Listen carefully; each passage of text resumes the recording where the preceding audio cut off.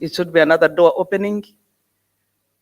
And they completed that course, went to UMI, completed that course. And I thought now, where I am placed in State House, I've almost reached the ceiling. There are organizations where you feel you have reached the ceiling at, and yet you're still a young person. You can't grow any further. So if you cling there, doors will never open up. If you become a country director of K at 25, 30, don't you think there is an opportunity for you to rise up elsewhere? But you're already now at the top of the ceiling at country as a country director. So until you get out is when you'll grow. So where I was at a level of a commissioner, perhaps. But remember, these are desks forming youth desk, welfare department, you're heading a department, you're now at that level, you're still a young person. I resigned and went to contest. I contested in politics and lost. Greater Kabarore. When I lost, I chose to support the one who had defeated me in the primaries of NRM. But I said, now that he has defeated me, maybe another door will open. I went back to the president and told him, I'm now going to campaign for you. And I have capacity to manage the whole of that Western region. I even will attempt other places and made sure I was available. I was almost everywhere. I was on the run every day. So there's no way you would have skipped my name if he's appointing other people for the work I had done. So I made a point, and I didn't know it was that big point. But on the next appointments, he appointed me as a state minister when I had lost the primaries of NRM. I was appointed as an ex-official.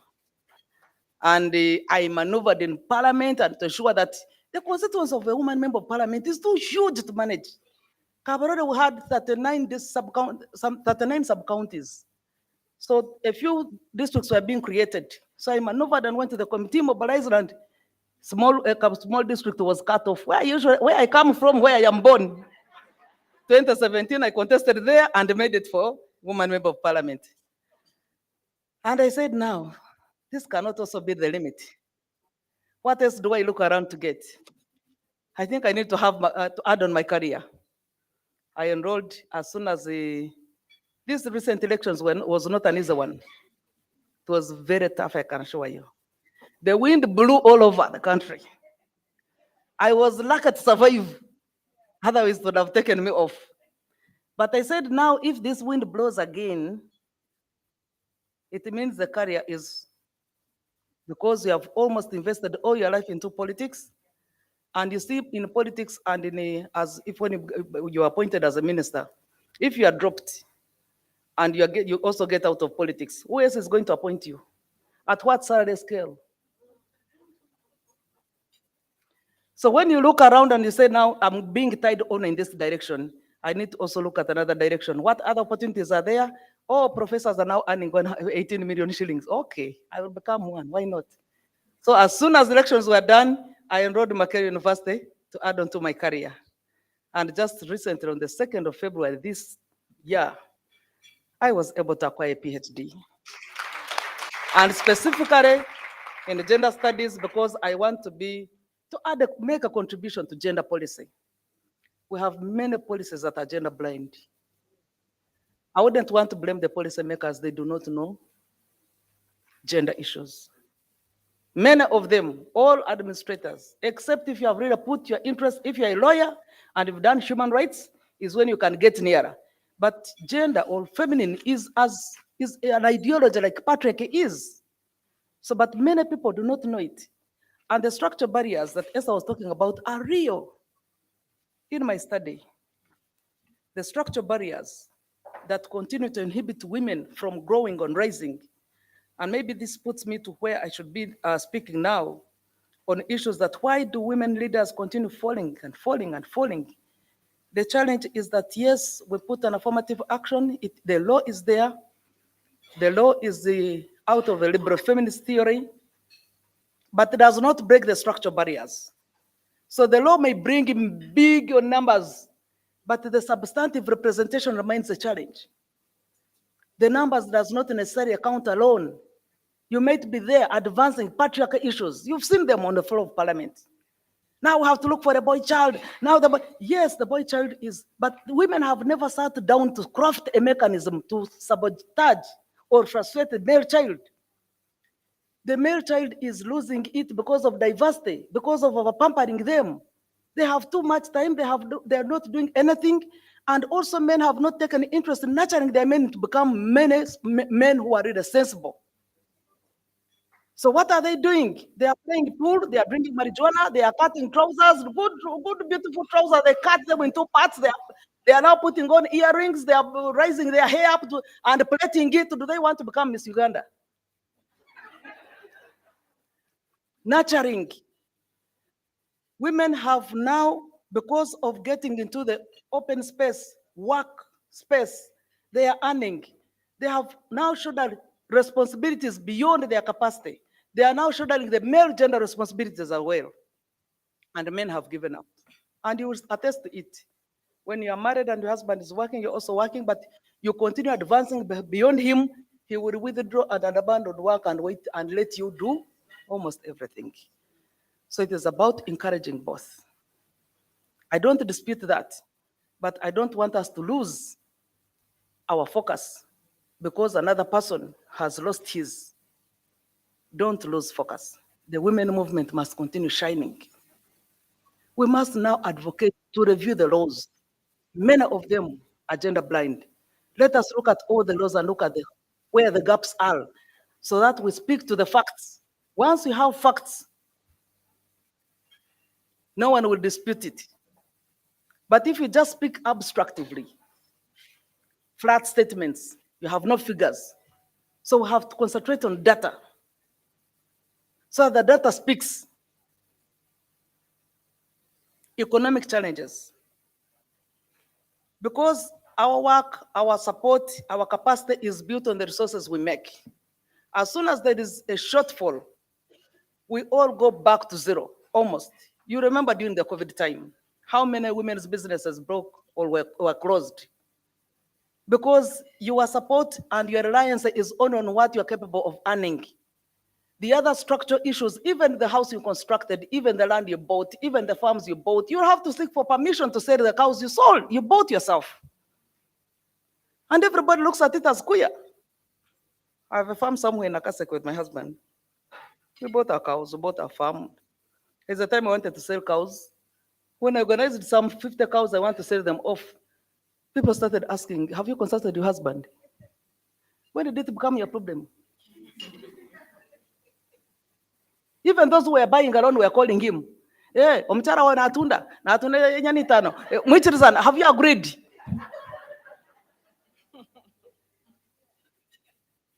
He's not complaining.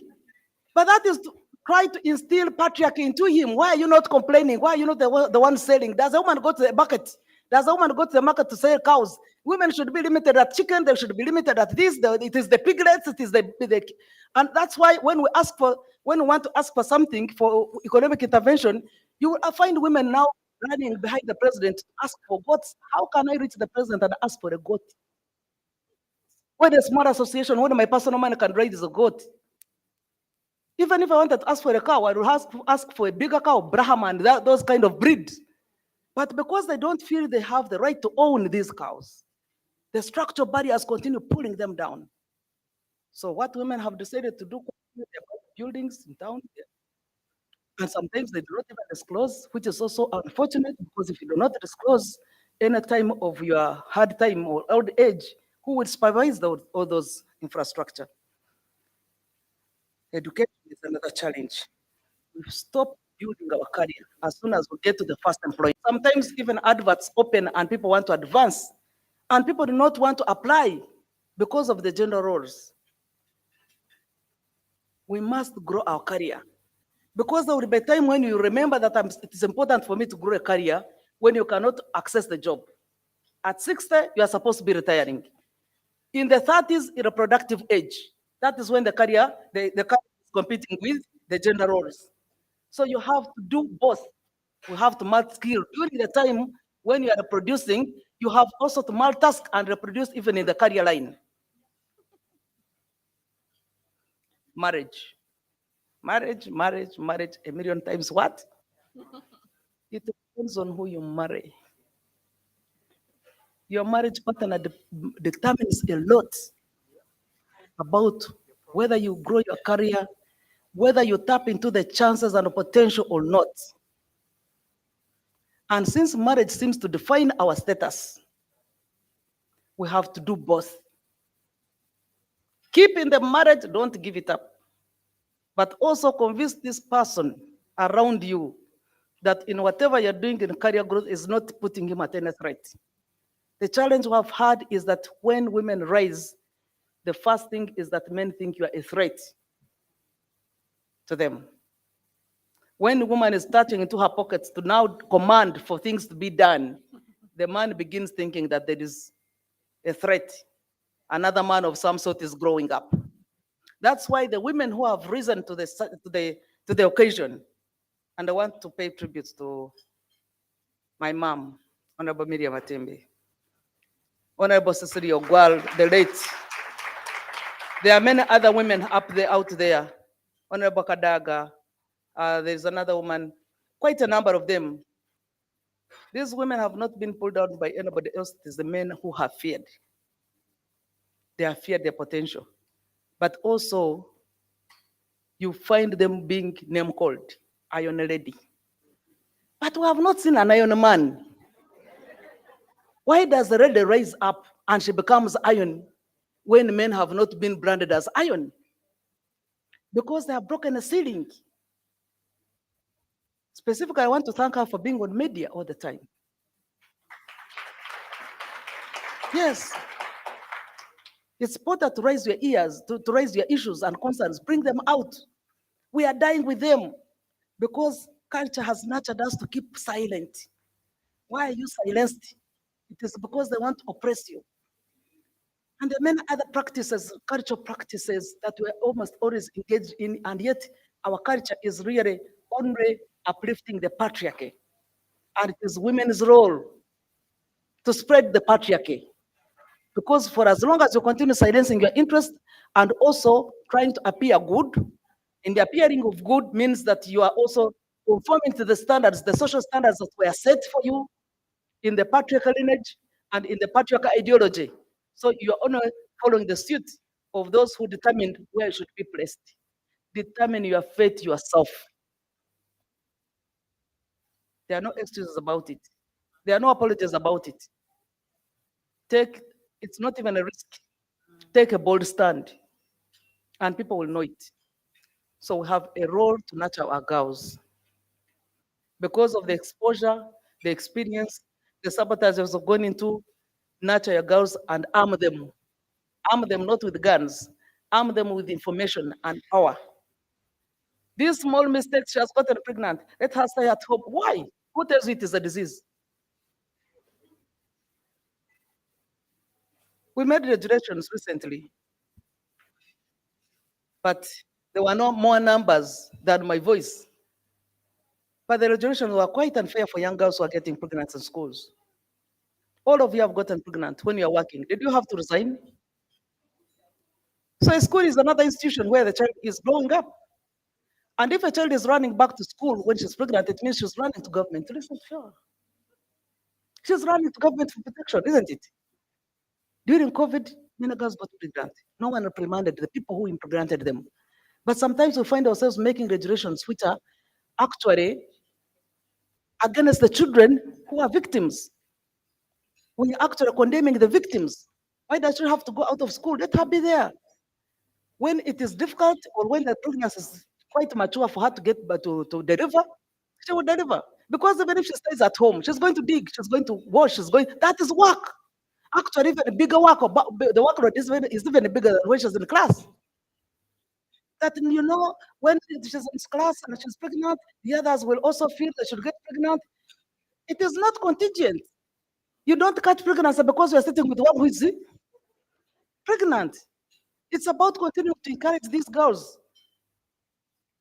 Encourage her to study, but also discourage the others get pregnant early. But don't condemn her. Because some of them, I can assure you that the reason why we do not have many people going to courts of law, these girls were not raped by others. They were raped by their own relatives. So they will run into a stigma. By the time she chooses to marry, she has had 2 children from one, the father, and the other one is a brother. Now she will wonder. She does not want to disclose it to the husband, but the time will come when these issues will rise. So the girl chooses to stay home because of the stigma she has grown with, which has been accommodated or even accepted by the parents. She will choose now to begin having children elsewhere and she will never marry. And that's very unfortunate. So when you are stigmatized when you are young and your career is pulled down when you are young, sometimes it's difficult even to rise up because the foundation that you should have stemmed off from to rise up, even if opportunities came, would have been that one that has been shuttered down. So marriage is a very critical matter. And many of us who have made it have had to struggle into the marriage. Yes, to struggle to convince him, and it is not only him alone. He has other hymns around him who keep encouraging him. Why does this woman keep talking against us now? Why don't you stop him? Hajat Mukwaya, Hajat Mukwaya was the minister for gender. There's a time when she was speaking about the patriarch in Uganda kingdom, and a group of men came to look for the husband to tell him to withdraw the wife from politics because she's speaking about. They can afford to brave up and speak to your husband. And if they did it 4 or 5 times, if he is not ideologically convinced that this woman is doing things for in favor and in the interest of not only my family, but also in the lineage of all the children who have prepared, and she's a role model for women, this man would easily bring you down. So it is critical and important that you go along with him and convince him on every step. You can even have a chat over the discussion you are going to present in the morning, and he gets to know so that he does not feel insecure, mention certain things. Yes, it does not feel insecure and cause commotion in the family. So education and the threat and family insecurity and social unrest, the social feeling that you are not going to fit into this society is also another issue. People can make you uncomfortable in a certain society setting, and they think you're ready. And then they begin, you see, this one has now a Western mindset. Those people have now infiltrated into her brains. She's now speaking for the West. She's no longer African. Who told you African is about oppression and suppression of women? And that is what defines an African. They even move to an extent of saying that, if you're not being beaten or battered by a husband, you're not being loved. Can you imagine? People have no fear for shame. They can rise that extreme. But I also realize that the women movement, is now slowing down. I don't know whether we think we're already there. We are not anywhere nearer. There is now a backlash. Even the affirmative action that was taking many women to parliament to begin with equality is an issue. And I can't blame them because people will always elect one who is of their own, who will reflect and exhibit the attributes the society thinks are important. If another woman came on with this patriarch, and I'm not even worried now when I got to contest in the constituency, they're like, oh, we can't say, we can hear you these days, but I cannot stop. I can't stop. So you have to raise up the equation and explain and express yourself almost every day. If you have started a journey, don't backtrack. Start talk about it every day until people begin to realize now it is not just music, but is an ideology or a line, or it is a fact and the truth. There's one person who said, if you say a lie, it's a big one, and record it every day until people begin to realize this is the truth. Now, in our ideology of feminine, it is not a lie, but you have to record it every day. If you backslide, if they threaten you and you really pull your legs, 2 legs back, then they have managed you. I don't want to spend longer than this. I want to thank Care International. Thank you so much for caring about many people that you may not even know. A number of them would have wished to give a testimony. They possibly do not have the platform. And you might think these small things do not matter. These small things are the ones that have made a milestone achievement for many other people. They speak volumes. You don't know how many people's lives you touched when you took a bold step to go and support the women in Obusheni now to change the way they were cooking and eating, and now change onto uh, the feeding of the population over there. There was stunted growth, was malnutrition in diversity. Now, when you go to Makerere University or any other university talk about, they have about 17% of the total population coming from one district called Bushenyi. Bushenyi, around there, that greater Bushenyi. There's a time when Makerere University had 39%. It is not because they're most brilliant people, but they have. And they now women have known where to invest. They are now investing in the education of their children. And they're the ones who determine where the child goes, how she manages life. So thank you so much for touching your hands. And thank you for touching me very specifically. I thank you so much for calling me. Please allow me to leave because I have Women Council today. And it's just here at Imperial Royal. The Prime Minister is about to come. Let me go and welcome the Prime Minister. But I thank you. I would have loved to stay longer, but the time cannot allow. I wish you the best of the discussion. God bless. Thank you so much, Honorable Dr. Peace Mutuzo. Esther, I don't know if you can help coordinate for a quick photo op as our guest of honor exits. Yes.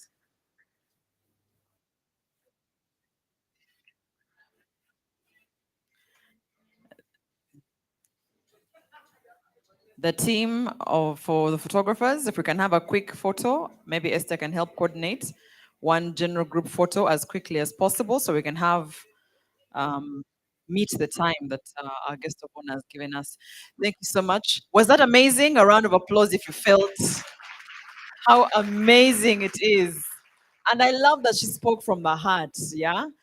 She spoke about a couple of things that I really, really loved and they stood out for me. One of the things that I noticed about our guest of honor, she created her own opportunities. Yes. Please feel free to find your way into this picture as long as no humans are harmed in your finding your position. And don't be shy about your height. Just find a place where you will shine. Mm.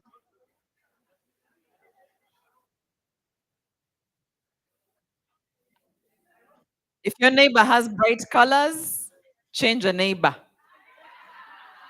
I'm looking out for you.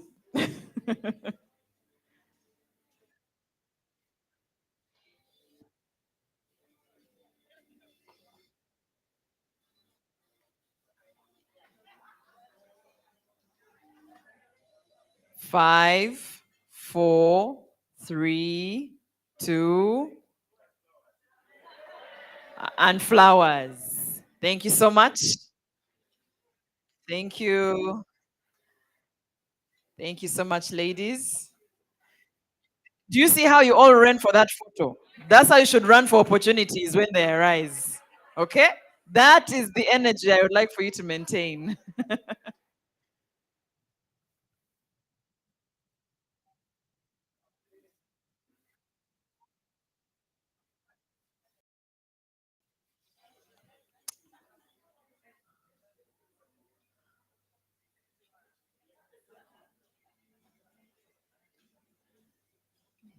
Okay? Thank you so much to the DJ. Thank you. All right, so we have to stay within our time, okay? Ladies, I would like to welcome someone to have a bit of a chit chat with us. I know she was meant to give us more time, which is already done, but it would be unfair for her to leave this room without us hearing from her. She is currently the Deputy Director General for Civil Aviation Authority, a seasoned marketer. She's on many boards. And you know, when they say a wholesome woman, an accomplished woman, they said we shouldn't give ourselves titles, but we deserve the titles. Please welcome Miss Olive Lumoya to give us a few words before she walks away. Welcome.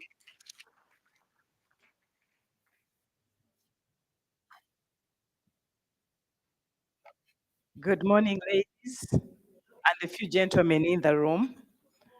My apologies that I need to leave because I have a board meeting which has already started. So that's why I can't be in the panel of discussion. But I hope next time I'll be able to join you because I love care. I I know what you do. You're doing a great job. And thank you very much for inviting me. So what I was supposed to discuss is in the leadership, because many times I've got questions of how have you managed to get into these leadership positions from the time you started to where you are. How have you managed to be in the boards and stay in the boards? What are those unique things that you think we can do as women to be able to make it? And what comes to my head, I'll just, I noted also a few on this paper from here, trying to remember what I was supposed to talk about. I think one of the things that has shaped me as a person is having clarity of purpose. They have never been an accidental anything, either for a job I have gone to, either for a course I did when I was at university, either a master's course that I did. They've never been anything accidental. So they've been clarity of purpose in all my journey. And I think us who are here, I know they are the young ones in here, but we have children at home. What are we doing? Because to manage this gender issue, we have to start from the young girls today. If you noticed, we've had these global conferences 48 years now. So if we start to focus on only us, this journey will never end. So we need to go back to the drawing board and do what we think we need to do. Start with that young girl and impart them with what they require in order to play the role in the top leadership. The minister shared, and her case is similar to mine. I want to go through a lot of detail. But when I joined, when I joined the university and I was offered mass communication, maybe I can give you one thing. Today, many girls say, I can't redo senior 6. You've had those? It's very bad. And I keep telling them and say, if you perform and excel, nobody is interested in knowing whether you did senior 6 or not. It's who you are that defines you. And in my senior 6, I didn't like the teacher of economics. And that time, we had one university, 1992, 91. So when the results came out, I was less by 2 points to join the only university. So I was told, why don't you do a diploma in Nakao? I said, no, I know why I failed. I'm going to do the 6 months. And when the results came back, I had 20 points. I had one of the highest points. So it doesn't mean there are things that we create in our minds that don't allow girls to become who they are. But I had that opportunity. When I finished my university, mass communication, I was offered a degree, a master's in Rhodes University, South Africa. Offered master's in mass communication at a 70% discount. I didn't go for it. Clarity of purpose. Why would I do the master's at a master level of mass communication when my degree is in mass communication? It didn't make sense. Next, I got an opportunity of gender, master's in gender, because I worked a lot with the Ministry of Gender. I think some of them are here. Still clarity of purpose. That's not what I thought I needed to do. And one time somebody said, I think she's rich. I was from a very humble family. I didn't even have that money. I only did the MBA from a SAMI when I got a good job and I was able to pay for that job. So clarity of purpose must be able to guide you in every step you take. Let me go to the job. Sometimes we see job adverts and we want to change jobs. The quick thing is I want to make money. If you have clarity of purpose, you will change jobs with an ulterior motive of what you want to be. My career path, I worked with Nile Breweries. When I was joining NSSF, I worked for 9 years, head of department. But when I was leaving NSSF to go to SOS Children's Villages, Uganda, as country director, it was like I took a salary pay. NSF thought I was crazy. The board invited me and said, how can you leave such a job to go to SOS? Who are they? How are you going to, how do you live flying in business class to economy? You see how we rate our decisions, but clarity of purpose couldn't allow me to stay. In my mind, I had a passion for children, but secondly, it was a career growth into the CEO role. Now in SOS, as managing over 300 staff, bigger than many of the banks in this country. After 7 years, Deputy Director General Uganda Civil Aviation Authority, 1,500 workers. If I sat in an interview in this country for a CEO job, I'd get it. But my clarity of purpose was at that decision of moving. And where did I see that? Normally, when managing directors are out of the country, who do they ask to act? Corporation secretaries and directors of finance, and as head of marketing. So I didn't see an opportunity to even act, although later I acted for NSC as MD for 1 month. But I didn't see that opportunity. So clarity of purpose is something that we need to look at when we are defining our leadership path. The other one I can mention is your CV. I can tell you we need to build diverse CVs. Don't stay in only one direction, because I did social sciences, everything I'll do in that line. Because I did finance, for me, I'm only finance. So everything you find around me is finance. Up in the ladder, it's the diverse knowledge and skills that matter. Because when you're a CEO, when I'm a deputy director general, I must have a quick knowledge of internal audit, finance, human resource. So for me, if you look at my CV, sometimes I'm asked, what course did you do? Because I have balanced scorecard championship, the US. I'm a chartered marketer from the UK. I'm an Africa board fellow. I've done finance. So you have to try and do it deliberate. It cannot be accidental. You must invest in yourself. Don't wait for care with the organization you work for to invest in you. By the time they invest in you, the opportunity will be gone. So I have looked that I've done that several times. I'll share one more. I think on that, build networks and service them. If you checked my phone now, you'll find the number and phone numbers which you all have in your phones. We build networks, but build networks that will add value to you. Now, when you build those networks, service them. What do we mean? Service them. Look after them. Where are they? What are they doing? Honorable Matembe is here. She has been in politics. If you go into my phone, during the time of elections, if I know the ministers and things are getting tough, at that time, nobody calls them. People are fearing to even call them. When they lose, people even delete the numbers from their phones.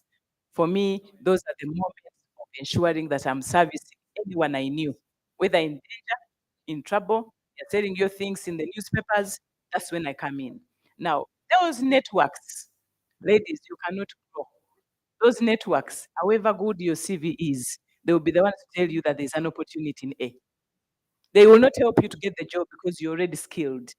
But without that network, you will actually lose out on knowing where an opportunity is. So my advice to you is go back and look at which network you have, political, education, business, whatever it is, family, these friends, schools where we went to, and service them. Check on them. Sometimes we check on people when we have a wedding, we have a bachelor, we have a function, we are fundraising for a campaign. It's when we send a message and say, "Ah," that's when you send a message.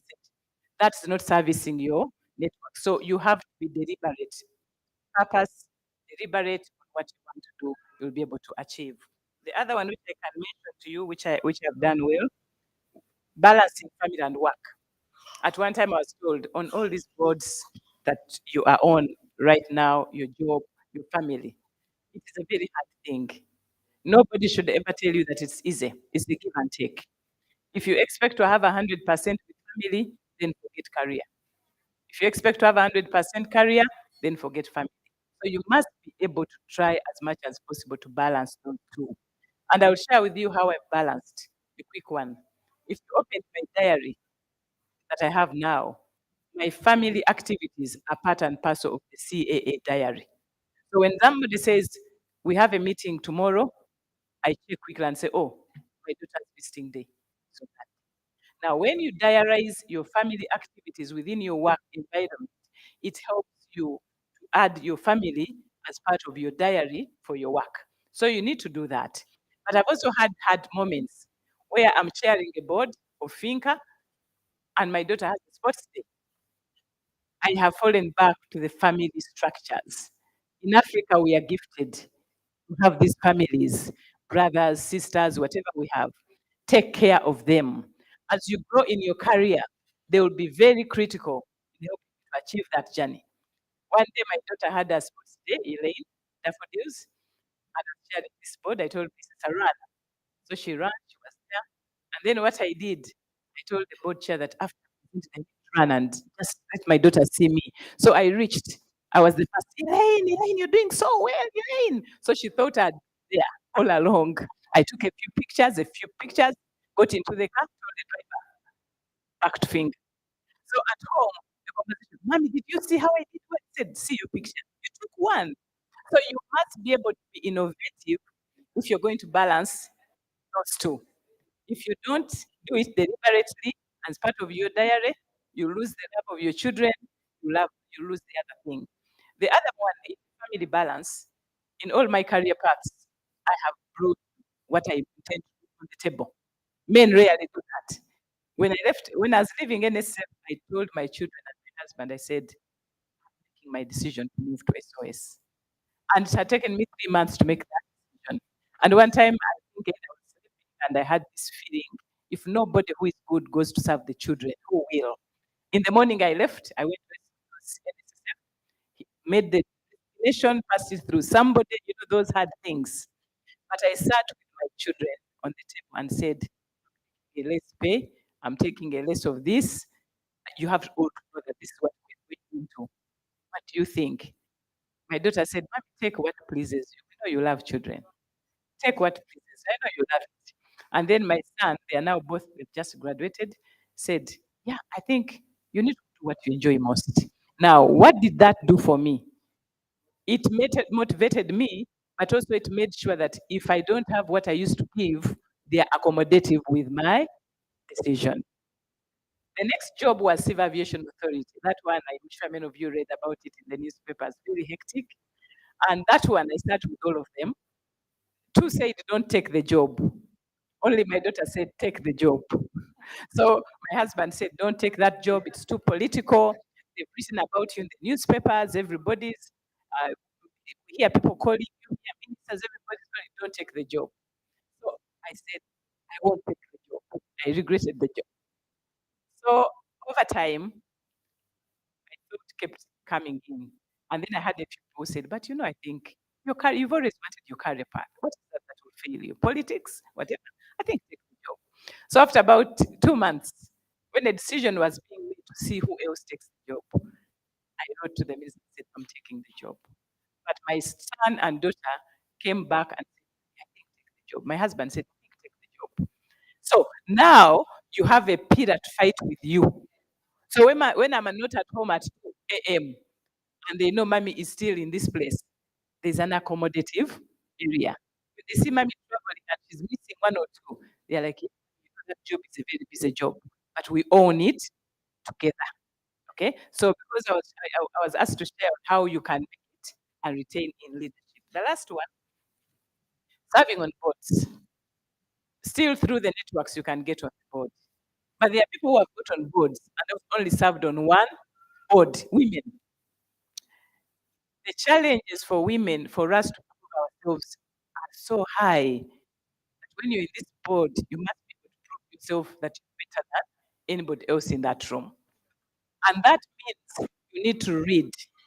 You need to be very organized. I've been in board meetings where men, except the men in this room, those outside, they'll walk in with the board pack, which is in an envelope, and they are opening it during the board meeting.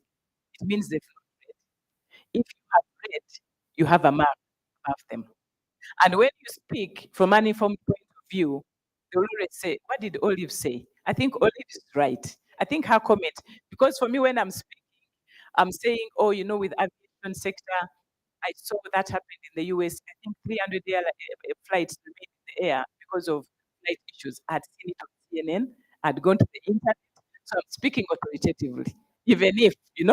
So once they start following you, roads are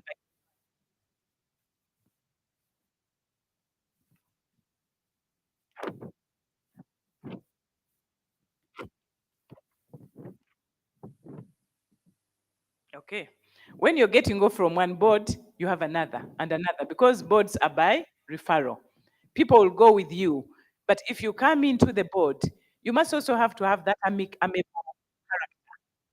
Boards are not places where people want to fight the wars we used to fight at management level. That maybe you did this, women, men, we fight money. At the board, it's supposed to be a calm atmosphere where you make decisions that are going to help that organization.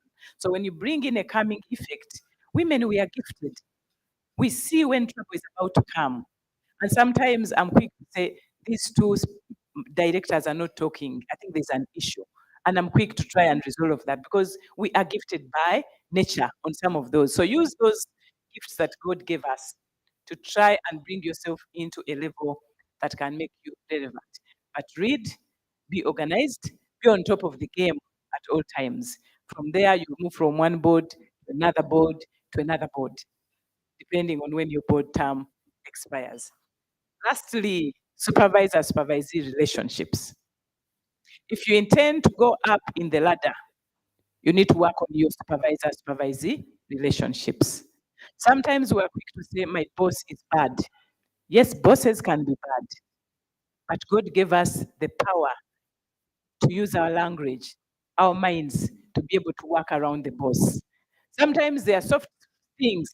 My child is sick, and everybody's checking, and my boss is complicated. And I'm the first to say, I'll give you an example. One time I had boss, and the child loved music, but the child had dementia and was in a school for music. So he said, I want to be around, I have to be in the school. There's a show. I didn't tell him that I was going. Next, he sees in the audience, the person who was cheering was me, cheering this young man, dementia, but trying to play the game, to play the guitar in such a way. It started bringing a bond closer to me and my supervisor. Because sometimes they have problems. We all have problems as supervisors. I come from home when I've been so stressed with the child, with the wife, with the husband. So what role are you playing in that? And my entry into the first board came out, that's why I'm mentioning it. I was in NSSF. And women, we have to, as I said, we need to work harder. At about 5 o'clock, everybody was busy running home to either pick children or to see the husband or to do whatever needs to be done. And the MD was walking through the corridor saying, there's this meeting in Africana, and everybody is busy. Olive, could you be able to go and attend? It is you will, women interpret something. So I said, yeah, yes, MD, I think I'll be able to attend. To represent him, said, yes, I think I will be. I called my brother, I said, where are you? Pick my daughter from Daffodils. That day only, one day in a month, won't kill anything. The child will arrive home. So I went to Africana, registered in the book, sat. After the presentation, I put up my hand and said, I have something to do with marketing. 1 week later, those who know Mebo Chigondo, she passed on recently, Mebo Chigondo. She was the chairperson. So she called and said, we found your number in the book. Olive, can I meet you? I said, yes. I met her and she said, I'm looking for very, very good people in brand marketing strategy. And I heard you speak in Africana. Can you join the board of USO? Today, I joined the board of USO. It was my first board in life. But what did it do? I created the opportunity for my supervisor to send me to that meeting. So which priorities are we doing? Are we so stuck that I can't even spare 5 minutes, but I want to build a career? If that's what you're thinking, you're not going to build that career that way. I served on the USO. From that day, I entered the PACE, UHN, FCU, FINCA, UCA, from that one opportunity that I had. And today I'm back in USO as the chairperson of the board. So ladies and gentlemen, I'll stop here. The sharing is a lot, but that is the leadership. You want to be there? Actually, all of you in this room can be there, but you must be deliberate. Don't go to start with the O level where I did. Now you're already working. You've seen some of the strategies in the work environment now, but you can make it. And I look forward to coming back here. And I got 5 of you saying we are now in the top leadership. Enjoy the day. Happy Women's Day. Thank you very much once again. And thank you, Lillian. I don't know where Lillian is for that invitation. I think you looked out for all of us. Thank you for that invitation. Have a blessed day. Miss Olive Lemonia, ladies and gentlemen, Thank you, thank you, thank you. Powerful, I'm telling you. Thank you for being somebody we can look into the mirror and say, but honestly, these things are what? They are what? Exactly. You don't have an excuse. One more round of applause. Give her her flowers. Give her flowers. And hopefully someday you'll all meet when you're talking about your position on boards with her. She'll be very proud that she inspired you. I think you know how they talk about mentors and coaches, the people who put your name in the rooms when you're not there. These are the kind of people. So when you look for them, you know not to ask for, just give me 5 minutes. What do you think? Like then you start pass Mbare before you arrive at Serena. Clarity of purpose. She told you, know what you want to do, when you want to do it, and how you want to do it. Um, Earlier on, we had our guest of honor speak about a couple of things as I invite my panel, and it was about creating your own platforms. I know it just sounded like a funny story of her riding a bicycle, and because it was unheard of or unseen. But then also when you see the second story about her putting herself in rooms even when she shouldn't be there, she's creating her own opportunities. And recently, I'm back in school, which is probably a tough thing, but they were teaching about making your own weather. That in the real world, you cannot say rain, rain, unless you're of certain beliefs. You cannot call the rain and it happens. But in our mindset and mastering ourselves, you can make your own weather. You can see in this place we're all here. I guarantee you, some people are going to walk out with different networks than the rest because that's just who they are. Their mindset, when they walk into this room and they see who is there, they've already moving parts in their head. So make your own weather. Everything is hard. We got into COVID for 2 years and people walked out billionaires. What were the rest of us doing? Do you see what I mean? Yes, it was COVID, the whole world was shut. Even when the world is shut down, for you, where did you get the opportunity? It's because they made their own weather. Allow me to call some people on. I don't know if I can have some assistance from any of the gentlemen. I think during the wonderful group photo, a few things moved. So if you can help me, make it as comfortable as possible as I invite somebody who's a leader at Fundi Women Initiative. I'm actually probably more interested in this one. I didn't tell you some things about me. Please have a seat. I will say all the nice things about you. Somebody please help me as my panelist comes on. Oh, girl, I want to tell you all the nice things about her, but I need that sorted. By the way, this is Miss Eva Zalwango. She's the CEO of V Interiors and the General Manager for American Chamber of Commerce. She studied IT, but guess what? Her passion. Any round guess? She studied IT. What do you think her passion was? Because she left IT to follow her passion. For you, you know, entrepreneurship, interior, carpentry. Exactly. This is Jesus, the carpenter. Jesus is father. But you know, when you read that, what do you mean IT and your passion was carpentry? But of course, now there are better definitions like interior design and design. Welcome, Miss Eva Zalongo. She'll be talking to us about staying ahead as a female leader and also gaining the respect of those you lead because we lead people, but for some reason, a man with no qualification can lead a team and they understand and respect him. As you studied, you have all Dr. So and so before your name, and it's just, I'd also like to welcome back to the front Miss Esther Nampija, who was actually giving us our opening remarks, spoke really well, challenged us. Now we're going to really hear your real story. Now you can't hide. She's currently representing the country director of CARE. My third seat is missing an individual, and I think I'll wait for not from Lillian. I think there were a couple of people. Me, I might overstep and invite. So I'm going to wait. But I'll tell you as I wait for Lillian. My career is in media, and a lot of people know me for that. When I was 14, I decided to join a teen show on television because I was really bored, utter boredom. I knew that I was going to be the most famous, successful lawyer in the world. And all the rest were just hobbies. Little did I know that this thing they call passion kind of becomes you. When I decided to go to university, even my first choice was law. Second choice, I think I was going to become an economist. The third one was what? And my teachers begged me, said, listen, Kali, write mathematician. I said, me? Kali, something to do with I said, no. Those are beneath. Those are not things that I, a girl of intelligence and stature, does. Makere offered me economics. And at this point, I think passion was starting to poke its head. And my mentor at the time told me, Flavia, you're going to fail. You're not going to fail because you're a stupid girl. You're going to fail because your passion has you by the throat. You're not going to make time. Why don't you invest the school time into the passion time? I didn't listen. I said, Kali, if you won't allow me to do economics because you think it is hard, I'll do business. And I went to do business, and it hammered me.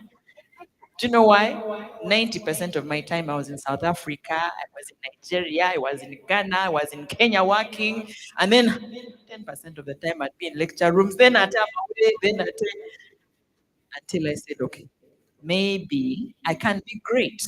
I just don't have to be a great lawyer or a great economist. I can be great at these things. And it is that time, and people will never tell the shift, but I decided to become the girl. The girl in media who people didn't look at and just say she's a pretty face. The girl who didn't, wasn't about the clothes or how we shake our hands. I was the girl who was going to show that, by the way, there is substance here. And that is it. And I went to school and studied it, and I excelled at public relations and crisis management. I went and did the London School of Journalism, news writing. I did everything because I said, if it's papers, they will say, and I'll put them there. But if it's skill, I'll also show that I can do it. And excelling and doing well, I became a wife. And listen, it's a safe space. I remember in my first month of marriage, because now there's no party you're planning for. The honeymoon, you've flown back. Eh? You've gone back to work. Now people are no longer like, hey, Mogole. They're like, hi, Flavia. So now all the fuss has died down. And I remember one morning, my husband says, sorry, I have to be here. Is there a breakfast? That's the same thing. Even me, I'm hungry. Okay, I did. But as we had breakfast, just the two of us in the house, I realized we both had morning things to do. We both had work, right? We're both young. We're a year apart, by the way. It shook me that I was not who had to wake up an hour early just to do me, first of all, and then take care of the house, take care of breakfast, take care of him, but we are driving out at the same time. And I said, wait, so we're running the race, but you're ahead of me. So I think it bothered me, and I thought it was just 10 minutes of bothering. But the whole time I used to do radio at the time, I was on the show just annoyed. I was like, and then he's calling, so what's your plan? How is it? Wait, so now I have to even tell him, okay. And then when I got home, I had to arrive earlier to prepare the home, prepare the dinner, hear his day, how I can support. Then somewhere, me. I said, what was the thing? Why were we fighting to get into marriage? I was accomplished, I was educated, I had my things going. That was it. And I kid you not, it took about 2 years, I had very bad depression. Not because I had a very bad husband, because my mindset had not transitioned. And it happens to us very successful women if you get the success before that marriage. I did not know how to balance that because all I had known myself for years was someone who rose and rose and rose. And guess what? The control was in my hands. This time, I knew what my vision was, but I had to come and say, Mr. Andrew Kawura, do you think, do you mind if Is it well with you? Eh? And do you know what happened in the beginning? The transition refused to transition. I would say, anyway, go to do this. Okay? And then you say, okay, but he will sabotage you left, right, center. Not because he doesn't want you to succeed, but because he doesn't feel the partnership. And so one day he told me, Flavia, I'm your fan. But you're married to me. And the marriage is about emotions. It's not logical. If you do not handle the emotions, you will not get the logical answer from me. I said, okay. What are emotions? That's another thing. When we rise in corporate world, we are logical, things have to keep going. So now I was pregnant and I was out of my 9 to 5. It's a discussion we had had with my husband. And he had never understood why I had to balance it all. He said, I'm sure you're so talented. We can find you something. And for me, all I could hear, you don't want me to succeed. Eventually, I said, let me try it out. And I sat home. Fortunately, I was pregnant. It's fortunately. And so I had a good reason to be home. But then I came to him and told him, I would like to pivot my career. He says, what do you mean? I'd like to get out of media completely and then join tech. I said, Madam, what? So by the way, I'm back in school studying tech, but with the blessing, and guess who has paid fees? My husband. But I had to do the thing he had told me. I first managed the emotions. See, we have children now. They will look at their mother and say, she's just a mother. And then when they see you, oh, our wonderful father who goes to work. Actually, my son had said it. Mommy is always home, daddy is always at work. And he said, oh no, with all the things you accomplished at, our children should know who. So what do you need my support in? But how will you manage? So then he wants like an Excel sheet. At 5, I will be able to do you at 6. But it's okay. If that's what it takes for me to get what I'm going to get, I'll give it to you. I'll break it down for you. I'll show you. Now, when he sits with me and says, these coding things, first teach me small, small. So that I also don't, when they say, my wife codes, what does that mean? I can explain. So now he knows that I'm going to pursue a career in tech. And I told him, it's not a career in tech. I'm even going to become the next generation of women in tech. So it's going to be you looking at me. You think I was famous then. Now we're really going to move mountains. He said, we go. Why? You have to first take care of the emotions. Before the logic, please don't follow my way. I may not be the one who's right. Allow me call the third person. This is somebody who inspired me. I think I've said it many times in the rooms where she is, but she knows we're just other people she might have forgotten. But when they say we stand on the shoulders of great women, I'm genuinely standing on her shoulders. Because when you look at my career and how they don't expect women to stand up and speak out, my mother was told many times when I was a teenager that, oh no, mana, why would you let your teenage girl go into these things?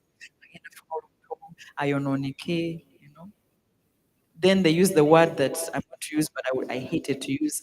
Takinafuka malayo. Yeah. Why? Ayogera oluzungu lungi. Ate ayogera abasajja boogera naye ayogera. But remember, I was on TV when I was 14. I'm 36 now. Yes. So people have evolved. But it was unheard of to see teenagers on television. When I was in my 20s at campus, this is the person when they would speak on TV, my mother would say, Olabane, are you? What about?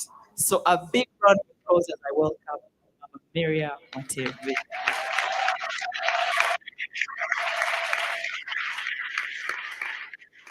Or yes, so when I tell you I'm standing on her shoulders, I'm genuinely standing on her shoulders. So Mama, if you feel a bit heavy, it's me. It is me. So thank you so much for the yes. I really know that our time is constrained, but I want us to still help each other. So, my panelists, I wanted us to hear just maybe a minute or two from each of them. I wouldn't say your story because that might take a day or two. But um, where you sort of got to the point where you knew that balance had to happen because you were so sure you had to pick the career end of things or business, and you also knew that life had to be balanced. And the balance of life doesn't have to be wife and husband, by the way. Wife and mother, sorry. It can be balancing me as a person because that's something we'll also discuss how you find the sanity for yourself as well. So, speak into this whole thing of balancing and what the balancing is. What is on your fulcrum? What is on one end for Eve and on the other end for Eve? Talk to us. Good morning, everyone. Happy Women's Day in advance because I might not see all of you. My name is Omumbeja Evelyn Zalwangu. I am a mother of two beautiful girls. I'm a carpenter by profession. I am a woman that supports women into the carpentry business. I manage an organization called the Interiors. We are a women managed business owned carpentry manufacturing business. We have an initiative called Fundi Women. We support women. Our goal is to have 1,000 women in the carpentry industry by 2027. On that, I also run an organization called the American Chamber of Commerce. I'm the general manager for the American Chamber. We manage all American businesses in Uganda. So, in all those things you asked balance. So, how do I balance things? I think it has been a journey of learning. While I remember, I come from a mom who was a teenager. My mom gave birth to me when she was 13 years old. So we've grown together. So I'm actually her assistant. We've basically raised my siblings with her. So by the time I decided to be a mother, my mom actually thought I would never be a mom. So I remember when I told her I was pregnant, she was like, "Bampe kilabu yange kati." So she asked for a beer. Because while I was growing up, I was like, I don't want to be like my mother. She was 13, done everything together. I had to take on all this burden of trying to make sure I raise my siblings and everybody else with her. I don't want to be her. I want education. I want to make sure I am the best of everything. And I do not want my sisters to also be like my mother. I need to make sure they are the best women in the world. So at 19, I'd never been on a plane, and then I decided, let me go and study abroad. Without anyone's help, everybody told me it was not possible, but I said I will go. I remember the first time when I went to the airport and I saw the plane, I was like, I think this was a bad idea. That thing is, it might fall down. But I was going. And guess the country where I was going to? India. So again, but then from there, a lot of things have happened. I started. My dad wanted me to study IT because he knew technology was in the future. I did that for him. But my grandfather, Umlangira Nachibinge, was a carpenter. He was a hand carver, a landscaper. The brother was a tailor, and those two were always the men that I knew in my life. Because my dad had grown up when I was 6 years old to kind of try and get a life for us. And my granddad really was that man who I was the tool guy. Bring this, bring that. And I knew. And I remember I had a safe in the garden, and I was the only one who knew that safe. Even when he passed away, in his will, he left the safe. He had 16 children, none of them knew where that safe was except me. So when he died, and in the will I was supposed to open the safe, everybody thought there was money, but there was no money. There were his Jesus he had left me. So the story is then I eventually worked to an industry, ICT. I worked with a German company, and I remember my boss used to go at 6:45, and I needed to open for him. That German man, if you went there at 6:45 and I've not opened, he will not open the door. He will sit there and wait for me. And when he waits, and I come at 6:47, those 2 minutes will be off my salary. And that taught me to be a time manager. And I remember, you see now I am small, I was half of my size at that point because I used to run the stairs at the sixth floor at Jumbo Plaza. There was never a lift. So I would run those stairs to go up and open for my boss. But then I told myself, this man can't break me. I worked for that man for 3.5 years. He hired 26 assistants. They all came and left. I was the only one left within 3 years.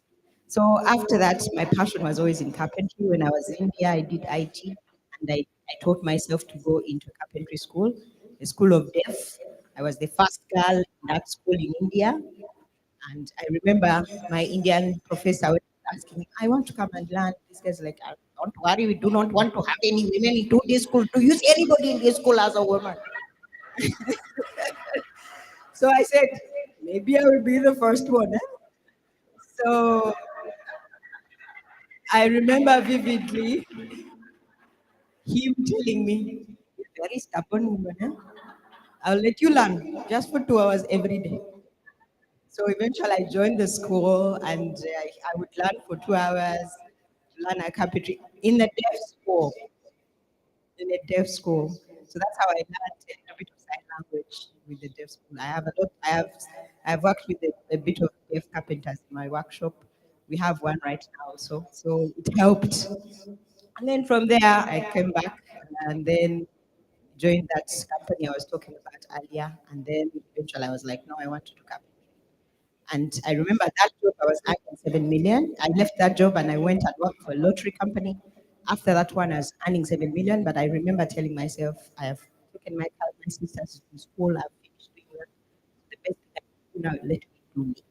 And I went and joined a company where I was earning 1 billion Ugandan shillings. And of course, I'm always doing the other thing. Everybody else is doing this in the family. So I'm like, everybody saying, they took you to India to study. Now imagine, you're so sad. And all those things. I'm like, okay, well, maybe for once. What? So it's now 12 years. I'm a carpenter. I love and breathe and enjoy that passion. I have had my children through that. For all the women we work with, we've had all our children within the carpentry. And it's all about knowing what you do and how can you balance those. We can't speak more to balance as we go on. Thank you very much. Thank you. I thought I had her take a pay cut from 7 to 1, but I think you made a mistake. You meant 7 to 6. 7 to 1. Oh, wow. Yes, Esther. Your journey has been roses and wonderful flowers and balloons and lights. I don't think so. It hasn't been really roses, and I'll focus mostly on how balance takes place. I mean, there's so many things that I've been doing as a woman. I'm a mother of boys, just like Mama here. I have two beautiful, handsome boys that I love so much. Of course, married to one man. So joining care for me was a journey coming from local government where I was earning. I took a job at 200,000. I was in Bali. There was only Uganda on the block. And they used to ask me what I'm doing in Bali. But like Olive said, I had purpose. I knew what I wanted. I was in marketing, very good. I can sell you anything on phone. I would sell very well, but I said no, that's not my purpose. So I decided to get in Bali, join local government, 200,000 shillings. But I had to travel back to study in Kampala for that 200,000 shillings every weekend. So started doing small business. I started selling soda. I was an HR manager, but selling soda, selling fruits. And they could not understand me what I was doing. So to cut a story short, come to Kampala, I did my master's, and I purposed that the last day of my master's, I had to get a job in Kampala. to get it, and I got it in MSN. Then one day I see a job in care, and I'm like, why don't take it? Because I knew what I wanted. I knew where I wanted to go. I applied the last day, and I got the job. Got it. 12 years down the road, still there. It's been a journey of brothers, being a woman amidst all the challenges that everybody else has mentioned. But then how have I stayed sane? What I didn't tell you, I'm also a DJ, a professional DJ. I love music. Even my husband loves music. I see Mama Kawalia here, Joanita, and inspiration. So in my free time, I DJ. I played some weddings. Yes. But and as an age, and people would look at you all dressed in your fancy. An HR manager of K International, a DJ. And you get all these questions. But because music is my passion and it comes in. Because I identified that for me, what keeps me sane is music. It speaks to me. I listen to the lyrics, I listen to all these nice musicians. And by the time I get into that boardroom, into the pleasant tea, to now discuss with men who, like Olive said, are always sometimes up there because for us, because of the gender roles we play, we rarely get time to read, to put in an extra time. You're running to pick children, you have to cook like Flavia. You have to do so many things. But what I knew about myself is that if I listen to music, so during COVID, I told my husband I need to learn to play music. So he used to carry me and I go to school and I learned. And he also loves music. So my boys too have also joined the crew. So we play together. We are a family. What's your DJ name? DJ Echo. So actually, I will do the discs. Exactly, you're a dancer. So normally, as women, when you don't know what keeps you tense, you struggle with emotions. You struggle with managing those emotions in the boardroom. When you're actually having a point, but because the emotions overtake you, you then fail to make the point. But we always have a lot to say, by the way. We are very intelligent as women. Because we have not been effort on managing our emotions and knowing how to challenge productively, we tend to fail to put our things across. So I had to go to school, I had to learn, I had to enroll for voice courses and all that. And also mentor other women within our organization, but also even outside. And when Olive talked about the partner you marry is very crucial in keeping things that workspace. Because if you leave home with a partner who is keeping you under depression, who is not letting you feel lost, who is holding you back, who is not supporting you want to be sent. So I had to make my husband, I had to teach him how to first of all love my 8 notes. He had to learn to love farming because I love farming. So I somehow brought him to love what I love. And that has been very crucial because the partner you have will determine whether you take the next step or you don't take the next step. And probably last but not least, having a good supervisor and knowing your supervisor and understanding them and paying the rent, understanding the people around you that you work with keeps you safe. Because the moment you know each other, if you're working in a team of 5 or 6, and you know what takes so and so on, what puts them off, then you will know when to challenge, you will know when to give in, you'll know what battles to take and what battles not. Because then you need that sanity for you to be able to continue to do this as a woman. So I've invested in understanding that. And if I work, the people I work with know that I know a little bit about everybody in my organization. I know it's my job, but I've gone an extra mile to understand them. Because for me, knowing you helps me know how to work with you and know how to challenge when I need to challenge and not feel offended and not use any other thing, but stay professional at that. And so, as women, when first of all, the environment around us. Most cases, we don't. We say, why do I land my manager? Why doesn't he land me? Or why doesn't she land me? Your manager is your key to sanity in that workspace. If you wake up and you know, when you get to office, you have a sports day, you have a child's meeting, parents meeting, and you call him or her and say, I'm coming in late, and they will understand. You'll keep saying, right? You won't have to rush, you won't have to worry. But the problem we have is that we never communicate these feelings, these needs, and these wants. We think they will think for us. Communicate. And when I see powerful women like Mama Miriam here, they speak up. Learn to speak up as a woman. No one is going to speak for you. Advocate for yourself. Recently, I was getting an opportunity to go take a temporary assignment. And what I did is, I had to advocate for myself because I realized if I don't advocate for myself, I will stay where I was. So let's learn to advocate for ourselves. When you need something, don't wait for someone to speak on your behalf. Because the moment you wait, no one will come for you to speak on their behalf because they have many things to deal with. So for me, that has really helped and that has kept me sane. I also, by the way, once in a while I do dance classes because I love music. So, not to get me wrong, I also work very late.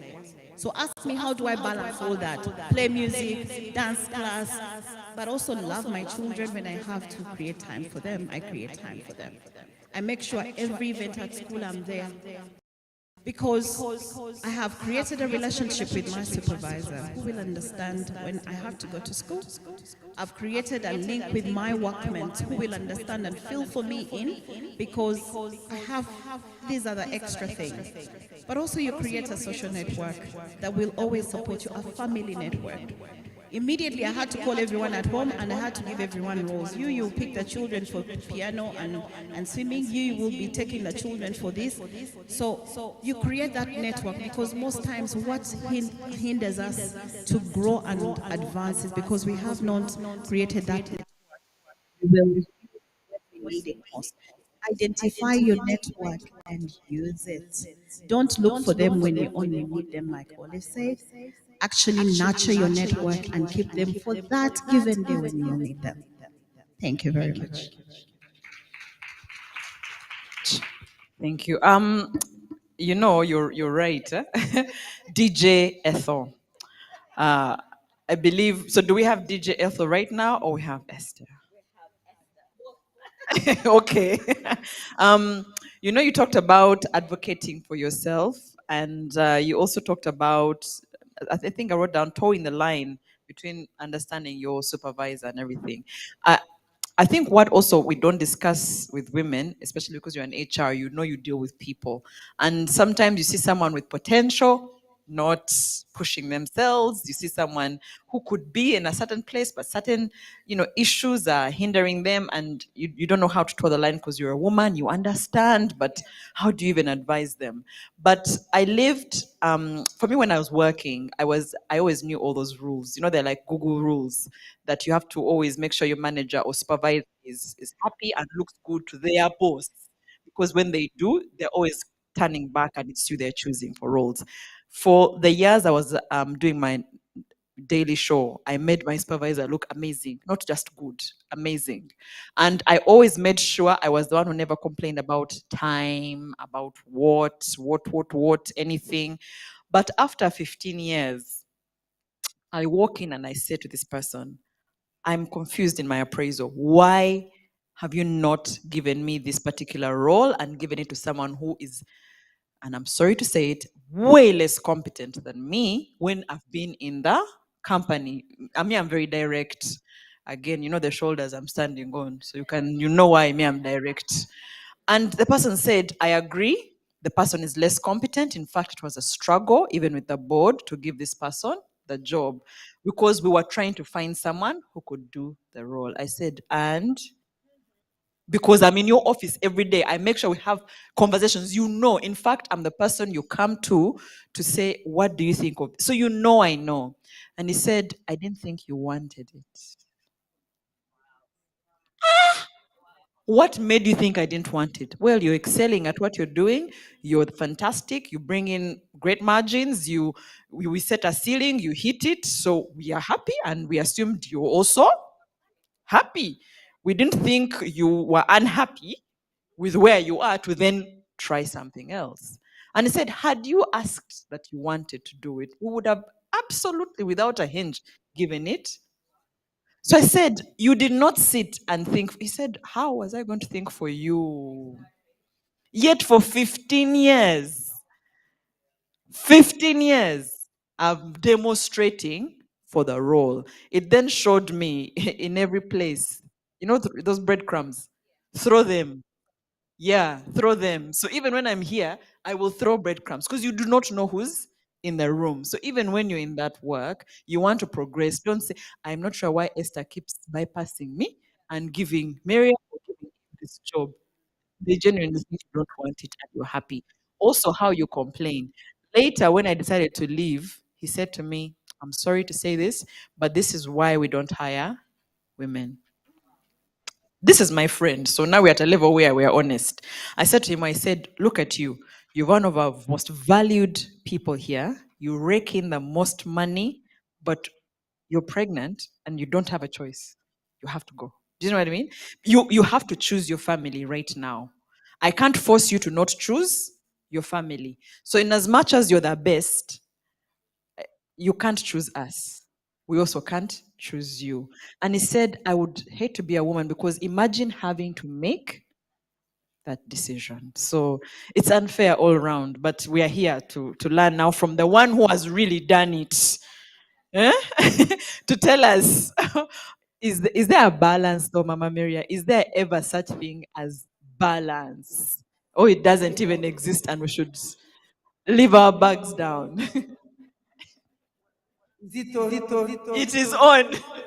I thought I was going to avoid the issue of balance because all these people are saying and go to a different thing.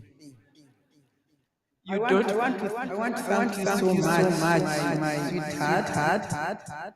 And I don't know what to God as I sit here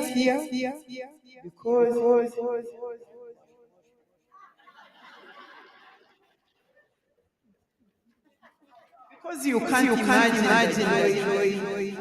have like sitting here today and seeing all you women here.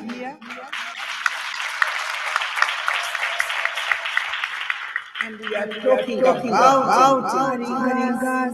balancing our private and public life for the sake of our nation and our family. And I've been out for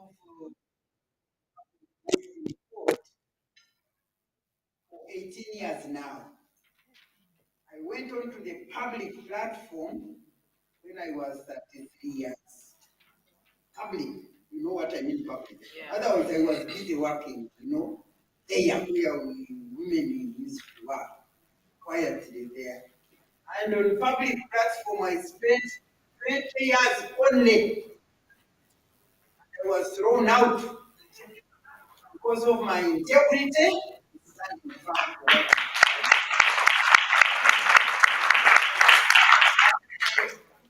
I went.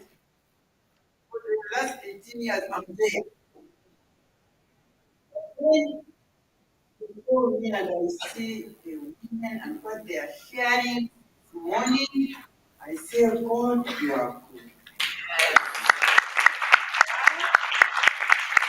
Because I had it. I think many of you here are like, if you say I left this public life when 18 years ago, some of you were 10 years. Yes. When you add on 18, somewhere 15, somewhere what? Eh? 30, you are 30. Okay. I don't know how many of you are here who were there. I said, 40 years ago, who were like the age where when we started off, women's what? Who were there? Very few. So when I find myself here talking with and to those who came on board, who took the benefit of our struggles, I see them, I feel so good. Because when we are there any day,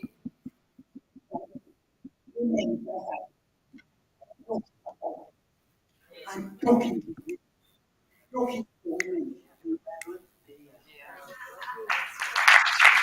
So when I tell you that I'm overjoyed and I feel so good, and I usually say that even if I pass on today and go to my job, because I had a time which was about fighting against injustice that I lived as a child, a girl child. The inequalities, the discrimination, the whatever, treating a girl and a woman as if they are not human beings.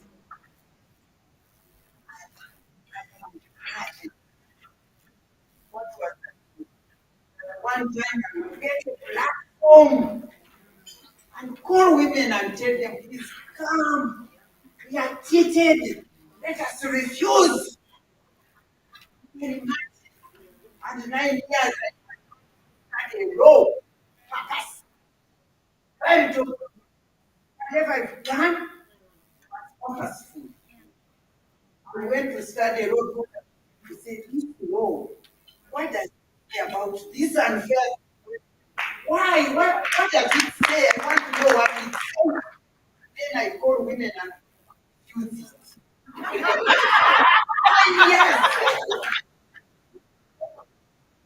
I had somebody saying, I will buy a printer. I say, printer. No person who believes your case. Yeah. 9 years. Then I said, who becomes a leader? They said they study law. So I studied law. This study law was so resisted by my parents, by whatever, but I resisted. At 14 years, I got my parents to study law. And then eventually, when I went to HSP, that's when I studied British parliamentary history. And I learned law is made in parliament. I said, wait a minute. I want to study law. So when I find it's not saying what is right, I go to parliament and say what is right. Yes. And put the right to law. Didn't I become a lawyer? You did. Didn't I become a member of parliament? I wanted to make just the laws. But did I know that I would one time found myself as one of the 21 member commission to make the fundamental law the constitution of this land? And I found myself there. And I made sure that all of these things were put there. And I went to see it, make sure that they will go there. I mean, what am I saying? Clarity of purpose you had. So for me, all my life, my dream was, if I talk with women, talk for women, talk about women, that's it. And while I was imagining, I look at it at the village, Thomas, where are you? I was looking at it. Little did I know that I will stand on a national platform, stand on a regional platform. That day I stood in Beijing at 1995 to address the international, you know what? All countries there on the strategy to increase women in politics.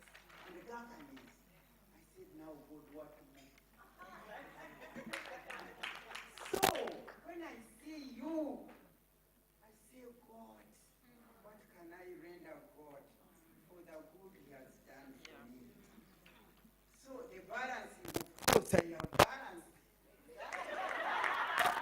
Because I'm 48 years in marriage.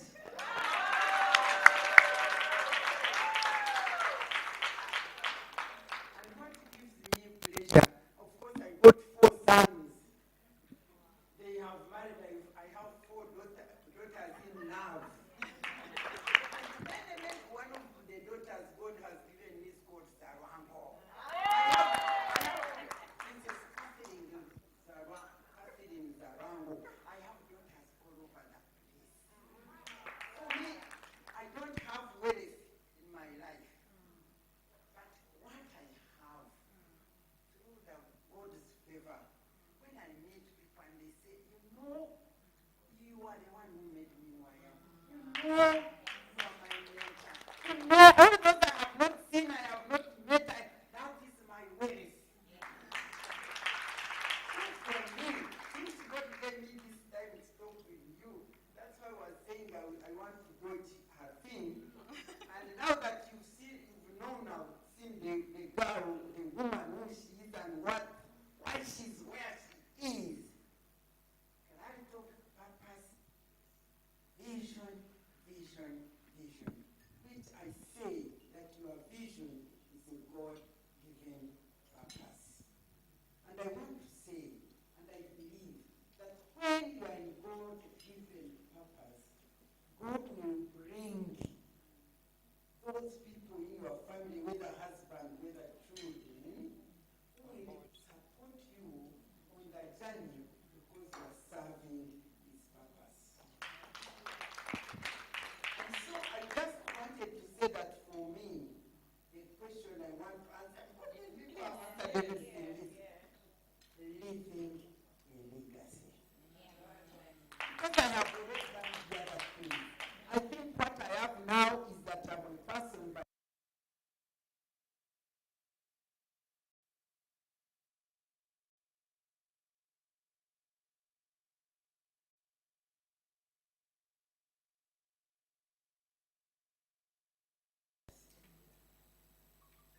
you leave a legacy. I want to quote the book of John, the Gospel according to John, chapter 15, verse 16. It says that I chose you, you did not choose me. I chose you and appointed you to bear fruits. Fruits that would last. So each of you here is chosen. And you are chosen and given a purpose. Because if you go to Psalms 25, verse 20, it says, who then is that person who fears the Lord, that he may instruct him in the way chosen for him or her? There is a way chosen for you by God. And when you get into that way, He will enable you to produce fruits that would last. In other words, when God gives you talents and ability and whatever, He wants to use them in service of His people. In whatever you go to do, succeed, to balance, to do, what are you doing it for? What are you doing it for? Is it for God's people? Incidentally, you are also a God's person. Therefore, you are included in what you are doing. Are you serving His people? That when you go, they will say, yes, she was here. If God wanted you to just go and serve and become a manager and become efficient and you are wonderful and but what impact did this make on His people? If He wanted you to be like that only, He would have said, I chose you that you may bear fruits.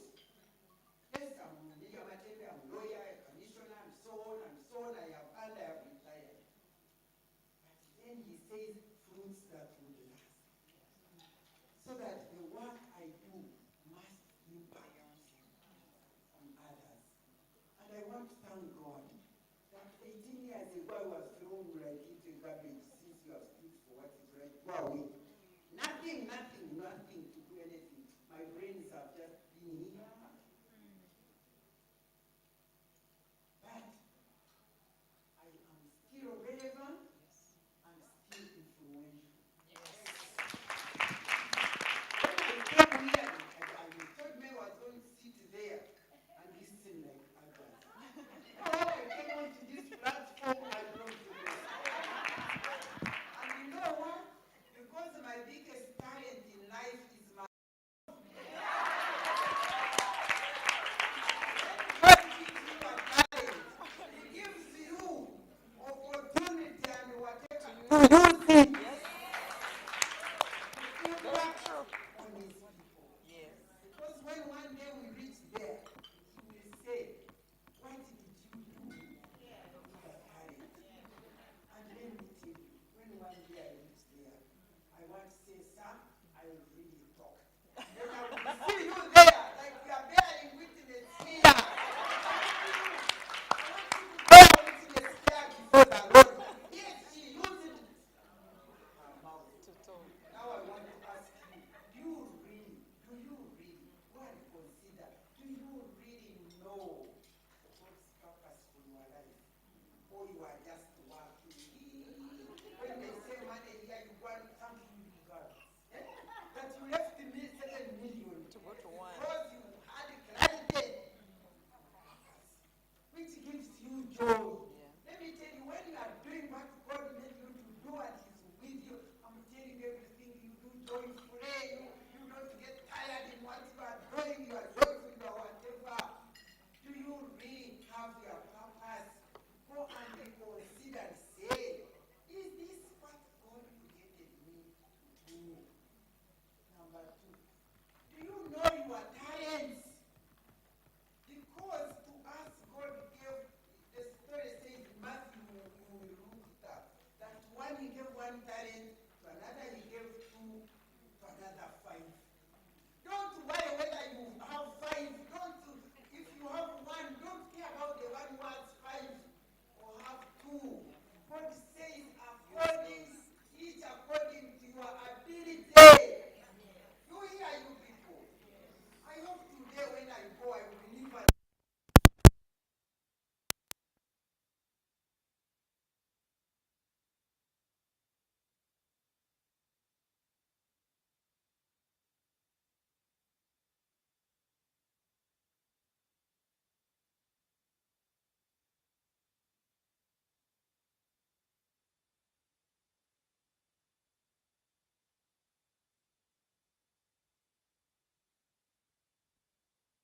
I know you are a wicked person. I know you are right. You harvest where you did not sow. But I've been asking God, but why did this man answer like this? Because this one who gave that talent sowed. He sowed. So I was saying, why did this man respond like that? Finally, God told me that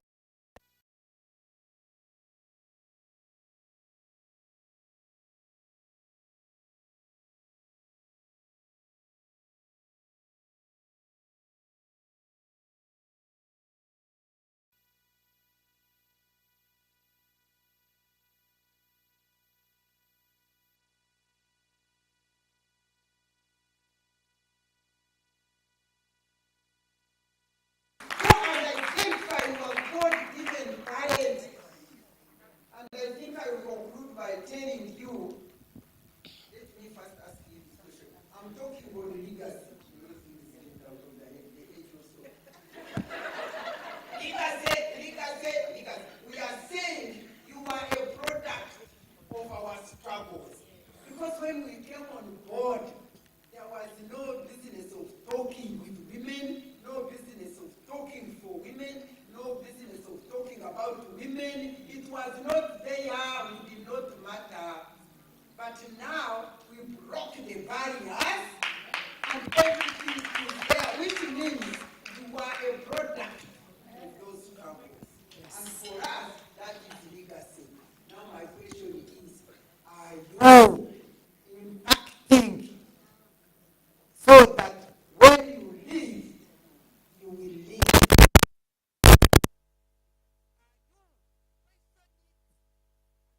Working, don't just work and get money and do all that and enjoy your life. Are you impacting so that continue and our women will one day woman gay and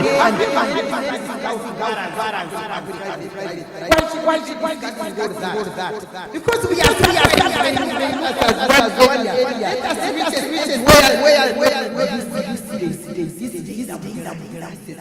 they are now saying, give me the boy child. I said, and they are more very good. Now we are on the table.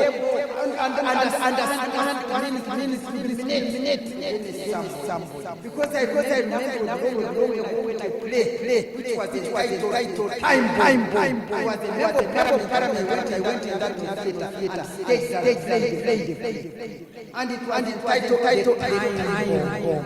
And I was saying, watch out. If you don't join us, struggle for time bomb. Very soon, break, run away. And now, boom, time bomb.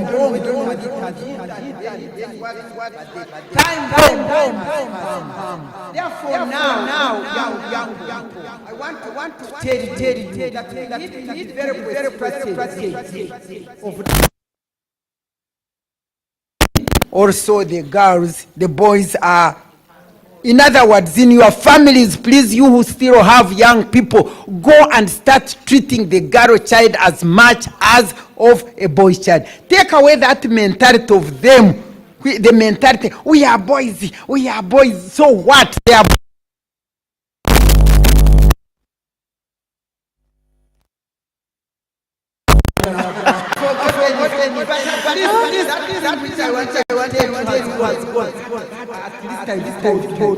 Yes. Are you living that day? Or you are just enjoy another one? Women.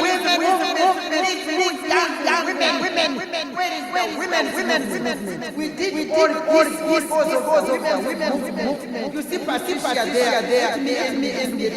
When we started struggling, women were not. So enough. At last, we became visible at last. Then Mama FM, you remember? When I was launching it, I said, audible at last. Now down the road, after making the constitution, through forward, which we formed as a result of the constitution, to make sure that women are in governance, we wrote a book, The Rising Tide. The women had rose as a rising tide. I don't know how many of you have seen oceans. I think you travel, you've seen oceans. These lakes don't rise tides. But me, I used to swim there in Sierra Leone in oceans, and I would go in the tide and swim. But a rising tide, when the tide rises, it just goes high and it is seen. So at one stage, the women's movement was a rising tide. And when I launched that book, I said that the next book we shall write will be The Roaring Wave. When the tide rises, then with that force, it roars along the beach. You see the sand on the beach and so on. In other words, it reaches and captures further territories. So we thought that by then we would have risen and roared and captured all these rural women, all these suffering women, all these, we would have reached there. But up to now, I tell people like you that it appears that the tide was cut down in the midst of the ocean and it fell in the water. Can you now learn and try and struggle to re-rise this tide so that it will, the wave will roar? Otherwise, the wave doesn't seem to be there. Your minister told you that we are in reverse. At least I've told you that the balance, go and balance. These people have told you how to balance. But for me, that is it. the legacy? Where is the women's movement? Where are we going? Please stop fearing. Please mobilize yourself. Please strengthen yourself. Otherwise, you are going back. And it's not easy to lift you up again. Thank you so much for allowing me to depart from the subject. Thank you for not balancing, but really balancing, guys. Yeah. I'm going to allow only 3 questions, but as you figure out who has the most astounding 3 questions from each of the spheres. She was right about Beijing. We are products of Beijing. And if you don't know, please, we're not going to do Google for you. Just say Beijing women. Police. Oh, and such, please. It's amazing. You need to read about it because the work of great women is what leads us here. But someone was saying that it's a relay race, right?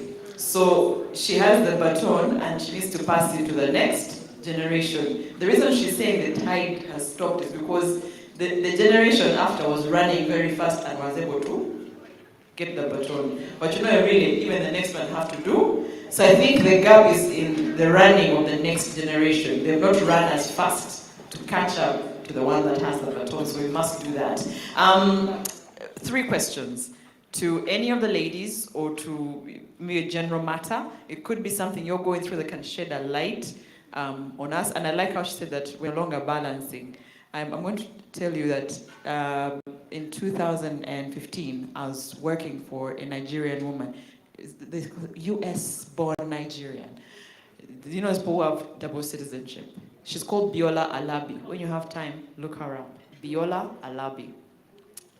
This was my boss, and the first time I met her, I was in awe because I had seen great women in Uganda, obviously, but there were no great women in media by the time I left. I don't know if that makes sense. All the inspiration I had were out of my category, yes.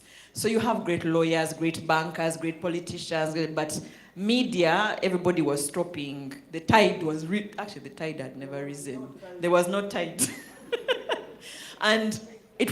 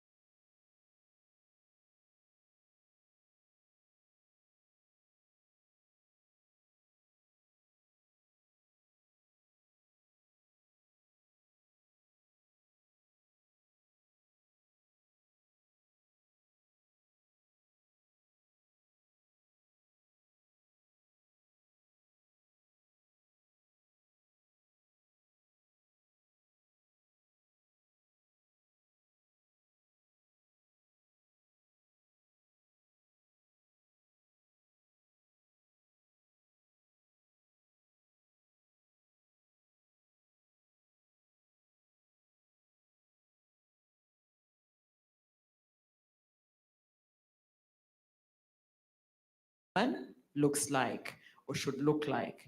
Because, I mean, I had gone to school, I had worked, I had made some money, I was married, I had children.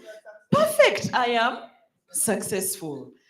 A few weeks ago, I said to check in to see where her life is because me, I am successful. I wonder what happened to her. You know, so I'm saying, fellow woman, are you successful like me? And guess what?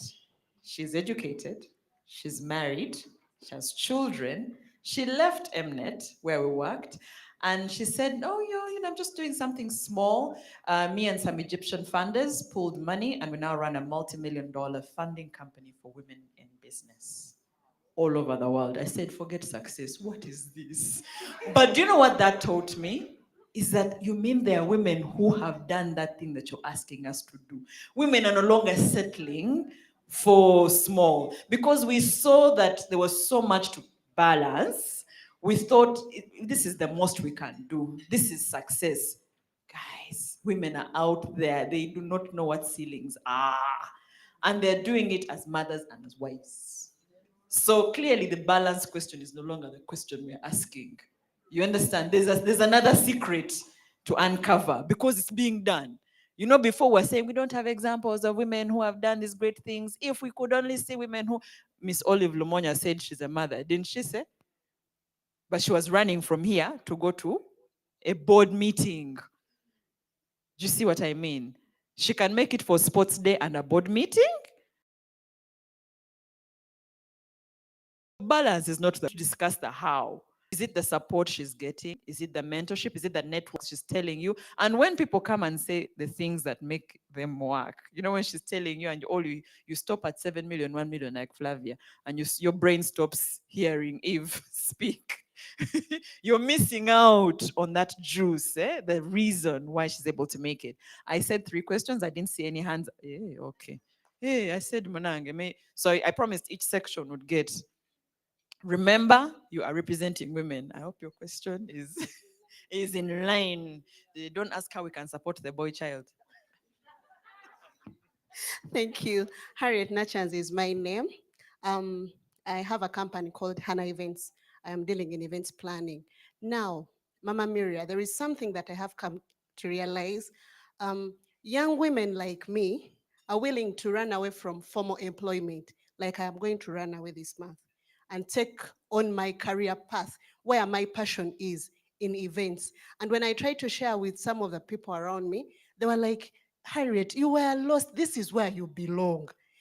Now, we have a challenge, and I'm talking out of experience. We have fears of leaving formal employment because you're assured of a monthly salary, and then you fear to take on this entrepreneurship career or follow your passion because you're not sure or certain of what the future holds. Will I get the clients? Will I be able to sustain myself? Will I be able to carry on? Will I be able to thrive and make it?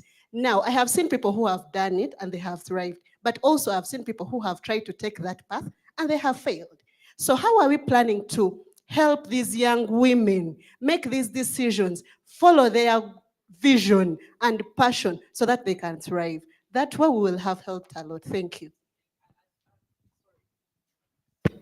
Let's take all the 3 questions and then we'll allow. And I think if you resonate with that a lot.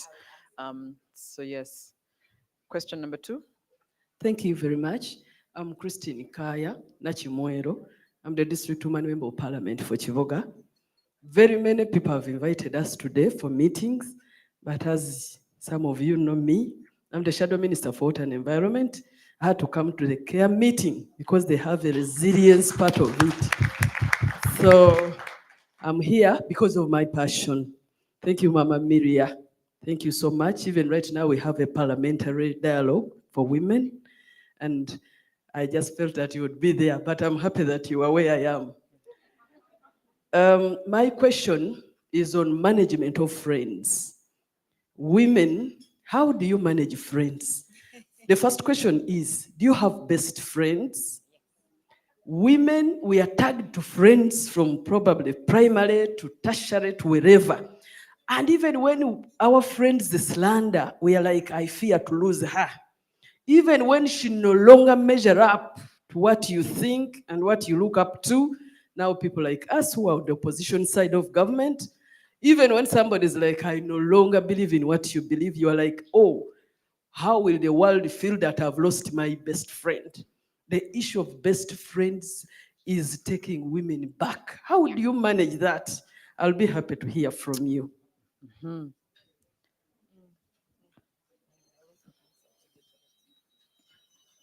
Permission to allow me make the questions 5 because it seems the hands were more than Lillian. There's a hand right next to you. I think we should allow it. Yeah. Thank you very much. Yes, this goes to Honorable Miria. I'm a feminist activist, and several times we've advocated for ourselves to be in this space. The women movement, and I'm not apologetic with my words I'm going to state here. The women movement is full of the senior citizens, and we, the young feminists, lack the space.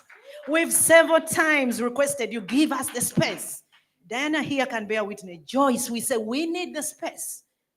Honorable, you don't leave the space. You don't give us the space. When and what strategy? Now I'm seeking your wisdom.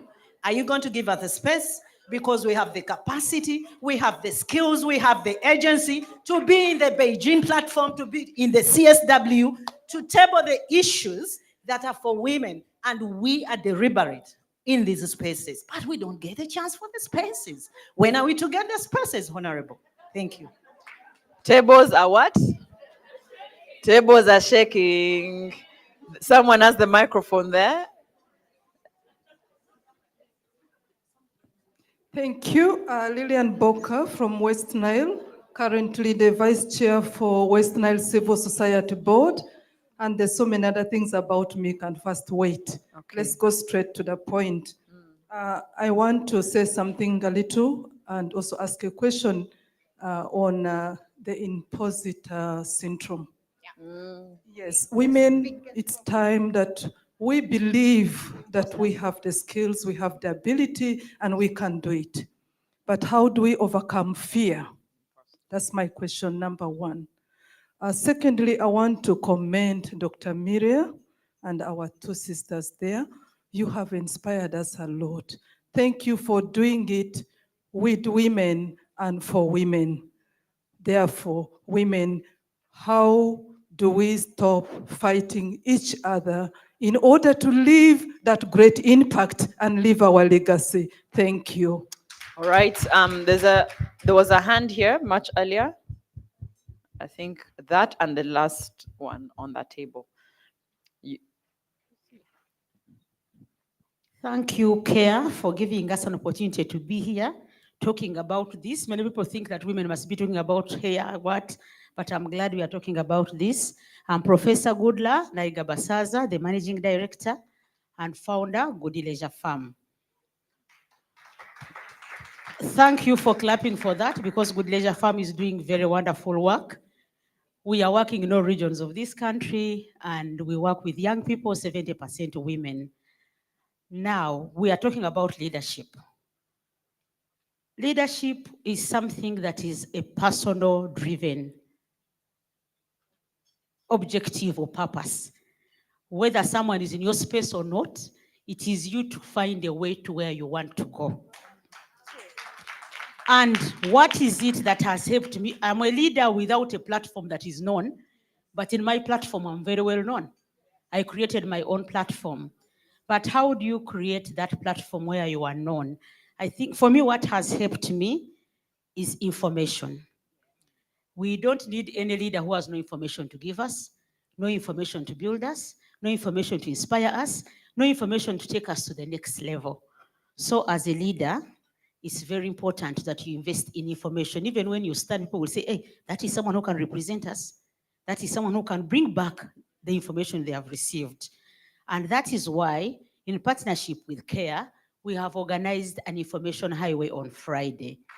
It's going to be at Goody Leisure Farm, and I expect any woman who aspires to be a leader and leave a legacy will be there to get information that you require to be able to seize the opportunities that are out there. Now, I want to thank the distinguished ladies who have been able to share with us on the tips that we can use. But again, it's like a relay. Everybody runs a race. You get the bat, you run with it, but you can also run alongside other people in the relay. So thank you very much, all of you, for being part of our network that makes us keep moving. Let's keep moving. Okay. There's just a final question on that back table. Thank you so much for the opportunity to have this question. My name is Catherine Sekitoleko. I'm the founder of Ubuntu Wakasalina. We add, thank you. We add value to simple ingredients and turn them into premium healthy snacks, and we're planting food forests in Western Uganda to supply ingredients. Thank you so much to the ladies that have spoken. I intentionally selected CARE as my partner. They might tell you that they selected me, but I selected them. The reason is because out of all of the organizations that came up as options, CARE is the only one. And there were many, by the way. You might not know, but I'm hot cake right now. But CARE actually does not just put lip service to putting women and girls first. They really do. Esther, you don't know me, I don't think. Well, you know me maybe because you saw me, caught a glimpse of me at an event where you spoke. And it was hearing you speak about your work and how you work with CARE that actually convinced me to sign the contract with CARE. And I've not been disappointed, so thank you for that. One of the things but I went to CARE because of that structure. Part of the pathway for some women, I'm not gonna speak for everyone, I'll speak for myself. Part of the pathway is not, because everyone is like, oh, connect with your family and your friends and whatnot. But part of the reason we are disempowered is because the power is amongst those people. So in order to get your power back, you have to take it. And when you do, those structures are broken. In order to transform into the person who needs to achieve the things you need to achieve, you need to possibly kill the person that you were that was not achieving those things. So how do you then maneuver with creating a new network from an old broken system? That's my question. Oh, and that's why I joined CARE, because CARE had a system. So Right. thank you. Thank you. We're going to have to allow for the ladies to answer. Huya, I don't like unfairness. In red?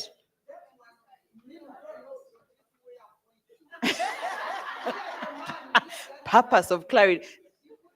Right there. Wonderful. Thank you so much, Honorable. And we apologize for the unfairness.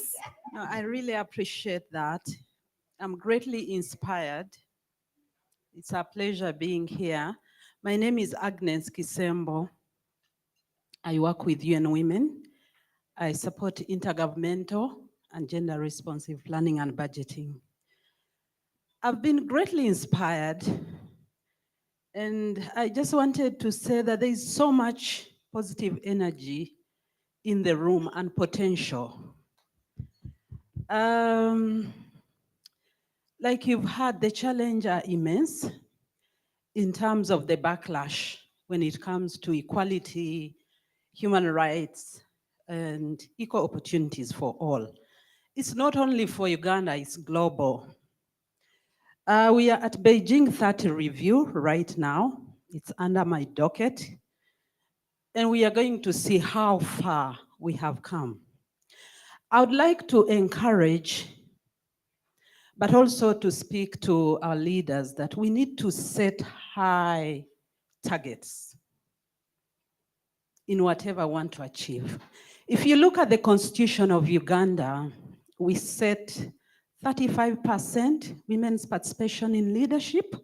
That was way far 1995.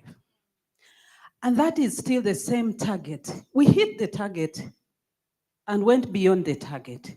But that is the same target we have in the Constitution today, 35%.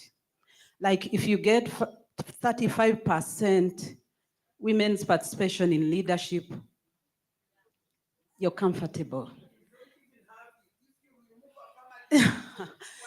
Okay, so I just wanted to challenge us in terms of target setting, because that's a legal document that is providing a framework for our work. And that is still the same constitution that is guiding policy and other legal frameworks. So the need to review and challenge, because when you look at the Agenda 2030, the target is 50-50 by 2030, gender parity. I told people, why don't we change the narrative? Why do we always have to say, at least give women 30%, 40%, why not 50? Why don't we aspire for 50-50 in whatever we are doing? I just wanted to challenge ourselves that we need to change the narrative and our attitudes. We shouldn't limit ourselves to only just 20%, 30%. We need to set the bar high because we have the potential to achieve it. If you look at 51% population of women, 49% of the men, why do we set our bars low? That should guide. I just wanted to say that. And again, lastly, no one is going to give you the space. That's my experience. Yep. No one is going to give you the space. You must prove yourself relevant. You must contribute proactively. You must purpose. And you must overcome your fears. It's a struggle, but we must work around overcoming our fears. Fear can paralyze you. Fear can shut you down because you'll not speak up. Thank you so much. Absolutely. Thank you so much. We'll give the ladies of the panel a chance. Yes, Eve. So let me first answer her question of how do you sort of move from where you are to where you want to go. Like everybody's saying, nobody's going to give you the space. I always have a saying, and I always stick to that saying, no one is coming. No one is coming. As a woman, put it at the back of your head that no one is coming. Like Flavia was explaining herself in the marriage and how those things, she was like, wait a minute, this is happening, this is happening. No one was coming. She had entered it and she needed to stay there. So for whatever, as women, we fear to take risks because we always like our comfort. The moment you jump, you're telling yourself, but if, this is why you will even find a lot of us as women that you cannot even move to your passion because you have to think about so many things behind you. You want to go out and dance, you're like, but hey, the children, me, Afrigo is playing, I will be there. Front row. Know those things. Because you fear to take risks. And if you do not take a risk, 1, you will not learn. 2, you will not move forward. And 3, you will not have other people to look at you.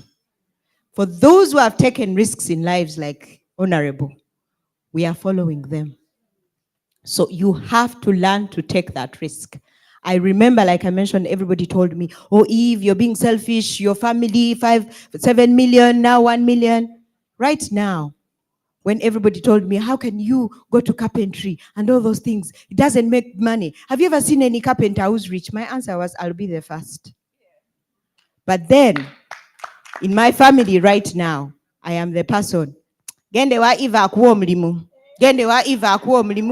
Everybody feels like whoever has failed, I will be the one to help them. Because, again, I am in the industry of failures.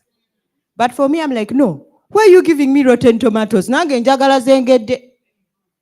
is the truth. So for me, they will send them to me and I'll tell them, if you cannot do ABCD, this is your line.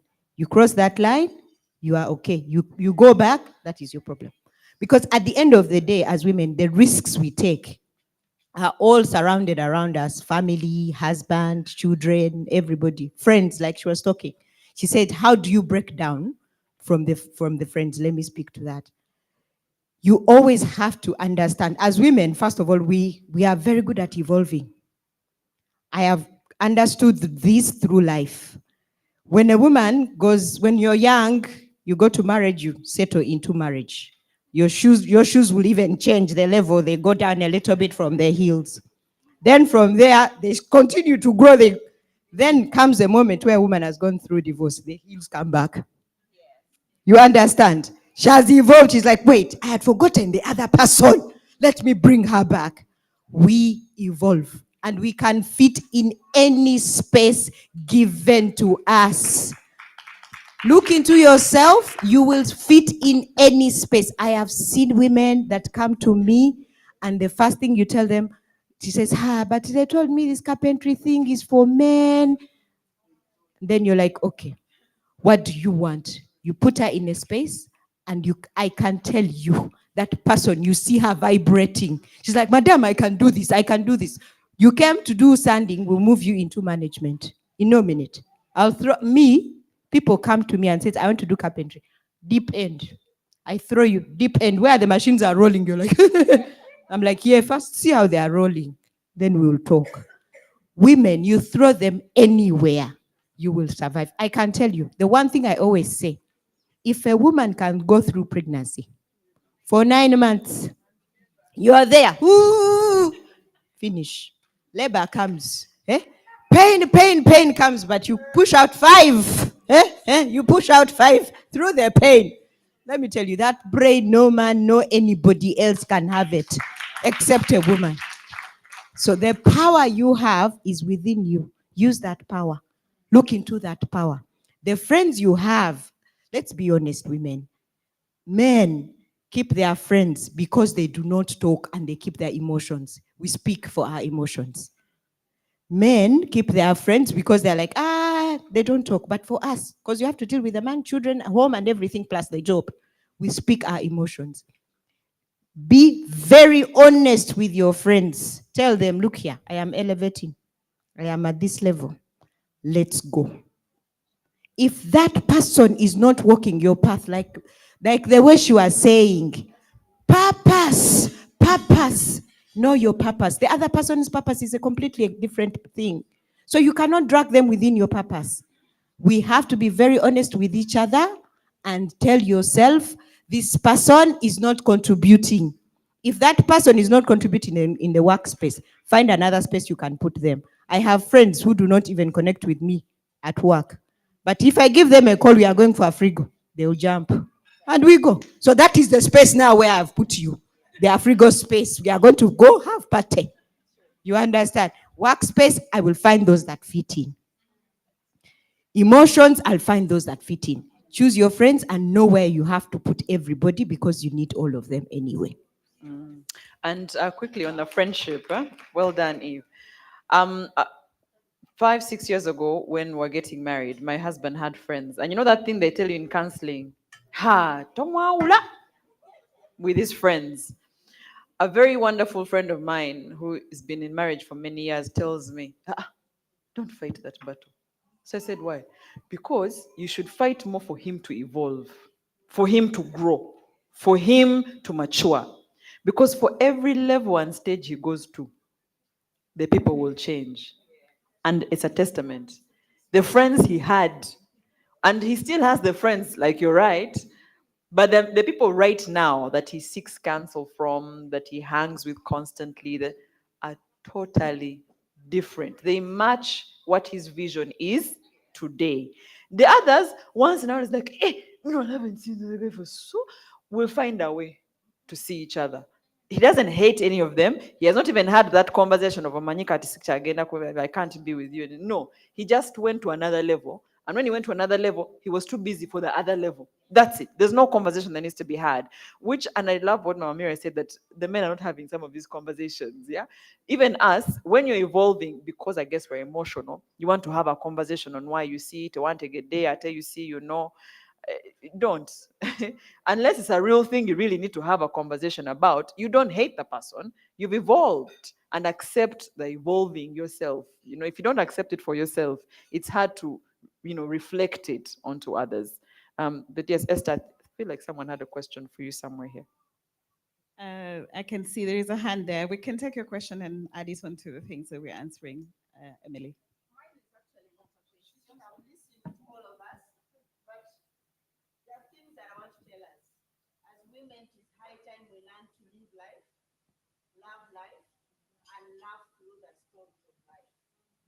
We are failing to live our lives because we think we need to carry on so many burdens. She has said, if it is time for a frigo, please go. If it is time to do your nails, please do. For me, the stress reliever is doing my nails. Even when I was getting married, I told my husband, my nails is priority to me. You're coming to marry me, make sure there's a budget for my nails. And that's all I need. Pay for my nails, drive me to do my nails. Secondly, ladies, I've listened to everything, but one of the things you need to learn is we need to grow, we need to flow, we need to glow. We need to grow in network, grow in friendship, grow in your finances, grow in your career, grow in your passion. Then flow in the things that you're good at. If you're good at DJ, Esther, please proceed. I have seen Madame Matembe on TV. The lady can give you strokes. And you don't think that she's the activist. Flow in what makes you. And then glowing is about us excelling and fixing each other's crown. Most times we have pulled people down, and then enjoy who you are.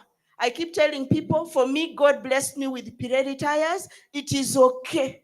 I am going to enjoy it. If for you, you have LCD screen, bless the Lord. That's what God gave you. Because for me, the Bible says, I am fearfully and wonderfully made, and the Lord delights in me. Amen. Indeed, Thank guys. you, Emily. We have to be notable of time. All right. Let's get the room back. Let's get the room back, ladies. Let's glow back. Let's glow back, please. All right, so I'm going to have Esther and Mamiria, and maybe also our final remarks, because, and ladies, stay in your seats, because there's another woman in the audience that I would like to invite after our panel to just give us, because I saw her clapping the most and affirming the most. And then after she's given us one or two words, she'll give us the talent that God gave her. You know who I'm talking about, eh? Shh, shh, shh, shh. We don't want others to know. Esther. All right, thank you. So wonderfully said. And listening to Zarango and my colleague Emily there, I'll just emphasize on the friendships also, the best friend thing. Like Zarango said, let's compartmentalize our friends. We have friends who inspire us, like Mama Miriam Matembe here. She's an inspiration. Go to her for inspiration. Let her be your best friend when it comes to inspiration, to pushing you and all that. We have friends who coach us, who mentor us. And I think Flavia, you spoke a lot about mentors. Find a mentor. Everybody needs help. Even when you feel you're the best person there is, there is something you don't know. Find a mentor. Have friends who mentor you. Then there are those who are friends for a frigo. Have those friends. You need them once in a while. When the things have gone down, the storm is down or it's up there. You need that person. You go and just laugh out loud. They don't need to be your best friends, but they can be your friends, particularly for that. What is killing us most is that we tend to bundle everything in one basket. And we forget to be professional when we need to be professional. I think personally, I'm friends with almost everyone I work with. But when it comes to business, the smile goes. It's business. Doesn't matter whether we laughed 2 hours ago. So we need to know when to apply what skill as women, because why do our counterparts do it? What is so different with us? We are all humans. We all have the same blood running through our veins. The only thing that differentiates us is probably what we identify ourselves as. The lady who spoke to, how then do I move out of, because the naysayers who are saying I will fail, it won't work. It's about what you want. It's about your potential. It's about you. You're your best ally. You talk to yourself. Let's learn to cancel ourselves and not wait for the world to cancel us. Speak to yourselves. I oftenly do that a lot. How many of us have gone to the bar and you feel a little bit high, eh? And you start telling yourself in the mirror, Esther, you're not drunk. Esther, you okay? You're not drunk. Have you done that? I know the amens are there. If you can do that to yourself when you're in that moment, why can't you do it to yourself when you're making a very big decision in your life? Why wait for someone to make a decision for you? And that's what pulls us back. I've seen it in my workspace. People waiting to make decisions for them because they don't want their hands to be dirty. Make that decision, because that's probably what your manager or your supervisor is looking for to then move you to that next level, because you can take risk. Let's learn to take risk as women. Someone asked, why are we putting the bar low? In care, we have put the bar high. We actually 60-40. We have 60% women. And we are ready and willing to keep that. Because we don't want to be on the basic of 50. Why 50-50? Why not 60? Who defined the 50? So the boundaries are defined by us. Don't be a yes, yes every time. Let's create those boundaries on what we need as women, and let's create that impact, because the impact you bring in the organization on the table will determine how people see you tomorrow. Mama Mia said she's a talker, and I agree she's a talker, and I love her for that. And I think that is what has defined her. And you can't keep her down. For me, I always love watching your clips, by the way. So if you're a talker, talk. Don't be worried that what will they say about me? Talk. My colleague Emily knows me. When it's time to fight, I fight. I don't keep back, but fight professionally. The word is professional. How do you create then your voice? How do you make your voice heard? Someone asked about how do I overcome fear? It's a skill, by the way. You nurture it. First, identify the emotion you're feeling. Because most of the times we don't identify this emotion. We are just thinking we are annoyed, we are annoyed. No, no, no, no, no. It could be disappointment because you're disappointed someone hasn't supported your idea. It could be anger, true? It could be feeling that you're left out. It could be you were intimidated. So identify that emotion so that you can tackle the emotion first. You manage it. Because most of the times these emotions is because our authority is threatened, it's because our space is threatened. Once you do that, then you will be able to challenge whatever comes your way.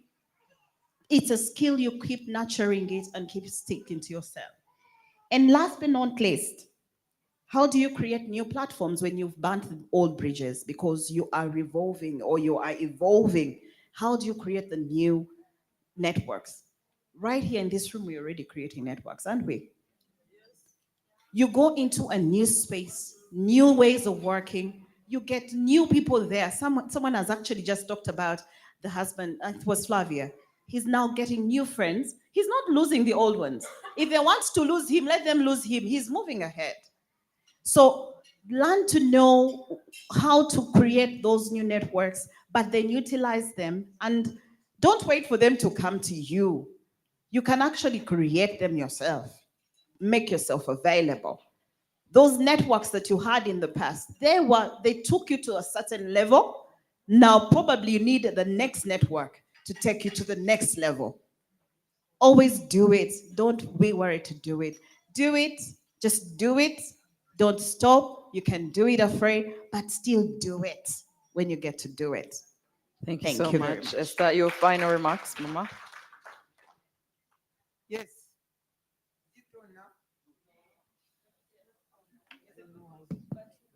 Hello?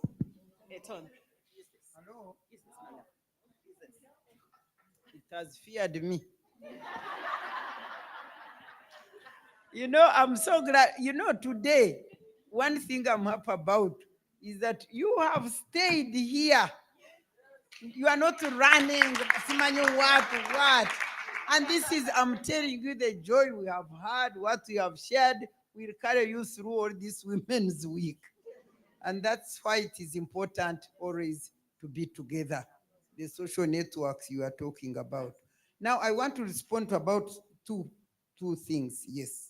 One is that lady who is fearing to step out. You have heard what she said. If you remembered what I said, be able to identify God's purpose for you. And when you identify it and you step out in faith, I can assure you this God whom I trust, my own God, who says I will never leave you nor forsake you.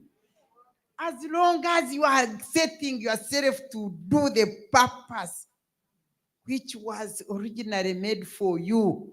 And even you remember there is another scripture which says that we are God's workmanship, Galatians something, created to do good works which were prepared for us by God through Christ. You people standing on the word of God has given me the greatest joy I have. And the so-called success which you talk about, because success depends on what you call it. But for me, I consider myself as successful because I stand on this word and I have believed in God and so I want to tell you my personal experience on that. Didn't I tell you that I was thrown out of office into the dustbin when I was 53 years? I'd just worked the public for 20. And I was with fire, with knowledge and wisdom. And I said, no, you can't do this. And he said, go away. And I went away. No pension, no nothing. I went, look at these 500 millions for somebody who has been in opposition for 2 years, opposing government. They give him a reward. Me, I was 30, all these 30 years working very well for government. I opposed only one thing, the term limit. For him, he was permanently opposing government, but he gets a reward of 500 millions. And me, I only opposed once. And I was chased away with nothing completely. And I went. But I tell you what, no wonder we're talking about balance. At that very moment, people say that you fall from glory to grass. For me, I fell from earthly glory to God's grace. God's grace, because I stood for him. And since 18 years, I am here. Do you think these members of parliament, because they are getting millions of money and all that kind of thing, do you think they are more successful than me? What are you talking about? If I'm influencing you and you are happy to see me, what more success do I want? So step out when you are doing God's purpose. And he says, don't fear, don't fear. In that scripture, the Bible, the don't fear are so many. God knew that we would fear. But he said, don't fear, I am with you. You remember what he told Joshua? Brace yourself, don't fear, I'm taking you through. Didn't you go through? And when you are looking, you know what you are doing is that which it is. They are dream killers. The dream killers, detractors. Do you know what they did to David? King David in the Bible. Even the brothers. No, you can't. You are just a shepherd boy. And Solomon, the King Saul said, you wear this, put on this arm, to put on this. No, David knew his purpose. He knew the gadgets he had to use to fight. While he looked, everybody looked at Goliath as too huge to beat or to hit. David looked at him as too huge to miss. With my stone is too huge to miss. Purposeful. Don't stand up with your God. Stand in faith. Stand firm. Don't be detracted, and you will move. That is that point now. My personal experience has led me 18 years. You people, the children were still not finishing school. Everything I have done, including marrying out my boys in honor and all this kind of thing, was done after I had been thrown into what you call garbage, but it became God's grace and glory. So don't fear the unknown. God knows it. God who created it has all that you need. You hear? Okay, we must finish now. Let me go to that. The women's movement, that the senior people have stayed there. You people, tell me, how many are we? I'm one.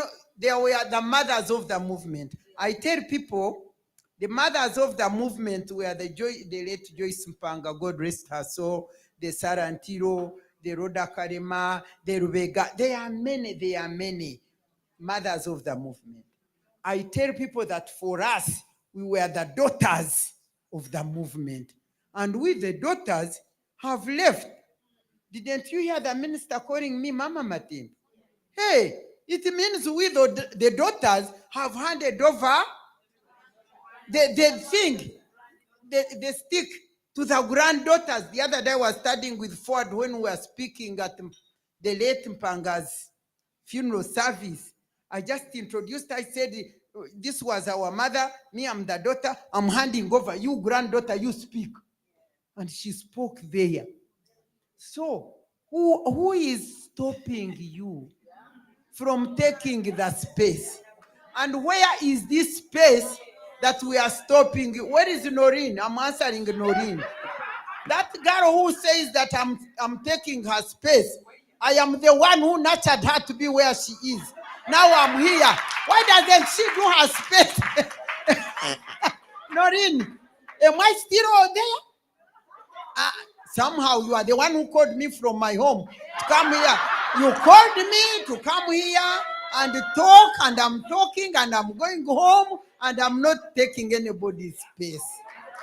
So please, I don't want to hear that question anymore. I don't want to hear that excuse anymore. And what I want to tell you is this now. When NRM came to power, you know, the political environment was so difficult for women, our mothers, to really break through. It was difficult. When NRM came to power, I always thank President Museveni for NRM, and when they got put in the press, they put only that. They don't put that. I also resist the wrong he does. But I always thank him for bringing the space, you people. There was no space. I was dying with my dream until one day NRM arrived, the original one, of course, mine, the one I worked for, not this other one of fake. But now, I don't want to be political now, but when they said open, women, where are you? You people, have you read my books which I write? When they said women, where are you? And I came, oh my God, it was like a dog which was caged up and the door is opened. I was unstoppable. But when I reached there, together with my, I don't see them, Ackford women. Is there anybody from Ackford here, you people? What happened to Ackford, for instance? Action for development, breaking through, building and binding. That was our motto. And we really started breaking through. And this, the Joyce Mpanga, the mamas, they got threatened, they got shaken. So they never invited us to meeting. But once I knew there was a meeting, I would go there. I would go there and follow it and go there and speak. And when I speak, then they were saying, I remember Joyce Mpanga telling me, Mwana wange, my dear daughter, go slow, go slow. I said, my dear mom, even in Uganda, they say, ne was a day, akubire ngoma, nozina. I have come here to drum for you. I said you went slow and things did not work. I have come to fasten the journey. And down the road, we joined together and we all won. We all won. Therefore, the resistance, the fear, the scare may be there. But the way you handle it, treat them as your mom, and then you come down, you will join. So there is nobody who is taking away your space. And by the way, rights or spaces are not given, they are taken. You rise up and take your rights and take the space. And then the other one was, how can women overcome fear? I think you tried to answer it, but I will add on a little bit later. But now what I would like to focus on is fighting each other. He said women fight each other. I never want that notion. I always resisted it. And if anybody can stand up and say that we women who were in that time in parliament, in cabinet, if anybody can stand up and say that we fought one another, where if others fought one another, I, Miria, never fight a woman. Why? Because I know who I am. And knowing who I am makes me pursue what I am supposed to pursue. Because I told you that God chose you that you may bear fruit. Now, women, I want to ask you. Fruits are born by trees. Which tree are you? You need to identify which tree you are. There are many trees. There is a mango tree. There is a passion shrub, passion fruit. There is small mangoes. There are oranges. There are mangada. there is vifene, there is whatever. Now, each tree bears its own kind. Have you ever seen a mango fighting to put on fene? Have you ever seen passion fruit trying to be a mangada? So it is very crucial what I'm telling you. Identify which tree you are. That is the purpose. Identify it. When you are an orange, please focus on producing oranges. Don't start looking at the passion fruit. That's what makes you fight, because you don't know what you're supposed to do. Do you think you can be Matembi? Me, I'm telling you, and people stand up and speak everything I'm speaking, but people keep their quiet. But when I stand up and speak those things, people, the way they are motivated, the way they are what, because my mouth is a talent that God gave me, which I must use. If your foot is the talent, use your foot. Why do you envy my mouth? It is not yours and you cannot beat. So go and choose. What tree are you? Please. After all, fene takes a long time. And if you are a passion fruit, why don't you concentrate on your passion fruit? By the time the fene puts on a fruit, it's so long, you have made a lot of what? Of your impact. And I can assure you there is no fruit which is not loved. Everybody loves their different fruits as they come. Please, that's how you can stop fighting one another. Because fighting one another was introduced to us naturally from the biases, the culture, the whatever. They see, they make us fight with one another. All we do is to admire men. We are supposed to fight together to who will take a husband. We are supposed, it is there in us, it was put there. Because we are jealous of one another, because we are fighting to get the other thing. But now that we are now saying, no, we are also human beings in our own right. Let us know that we are able, that we can do what we can do. And then identify your own thing and then support one another in doing it. I can assure you, when I was in the ministry, I was being fought by those women, colleagues of mine. Don't think that everybody was passionate for women and fighting for women. But because I knew what was taking me there, there is no way I could have fought any woman. They tried, when they would try to fight me, I go the other way.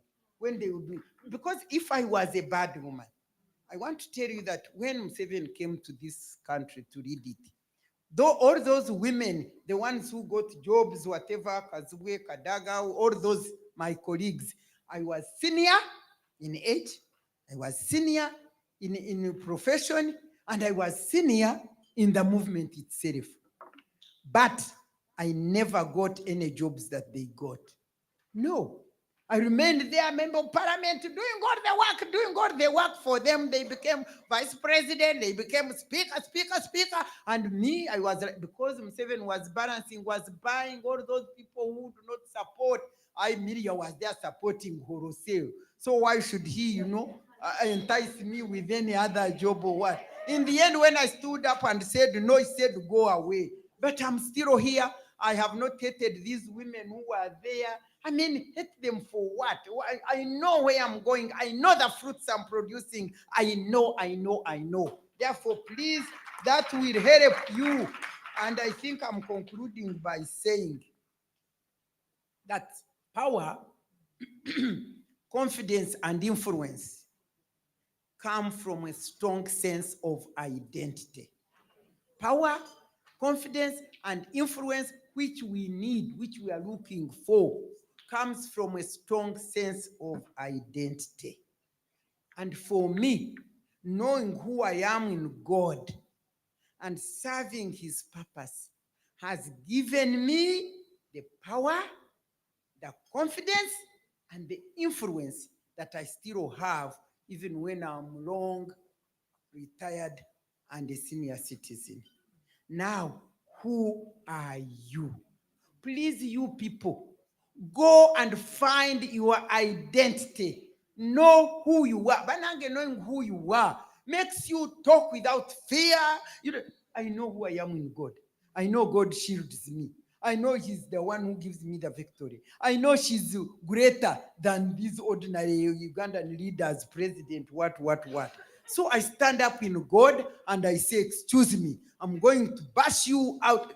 When I walked out here, I was going to media and I was bashing whatever is going on in parliament and that kind of nonsense of giving 500 million people, 600 for a trip in Nairobi. What all this nonsense? What is this nonsense about?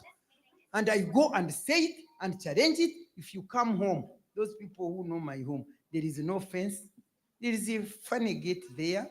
It is just a small house there in the midst of mansions. But these mansions, won't I leave them here? Won't I go in the same grave of how many inches? Shall I take anything? But I tell you, when I go, first of all, you people will mourn wherever you are, even when you don't know me. I mean, you have heard, even when you have not seen. I tell you, you will mourn. Don't you see how we are mourning, Sister Ogwaro? You will mourn. But will you remember all these things? Banange, you people know who you are. Pick yourself. Do it for the sake of God. God is real. God is there. And our covenant, we have a covenant with God through our motto, for God and my country, that whatever we do it for God and my country, and our national anthem, well, we put Uganda in God's hands. You know, when I became a cabinet minister, I reached cabinet, I found they were beginning work without praying. And I said, you people, how can you start meeting without praying? Then these people, I say, this one wants to go to Tabika. You know, these so-called Christians.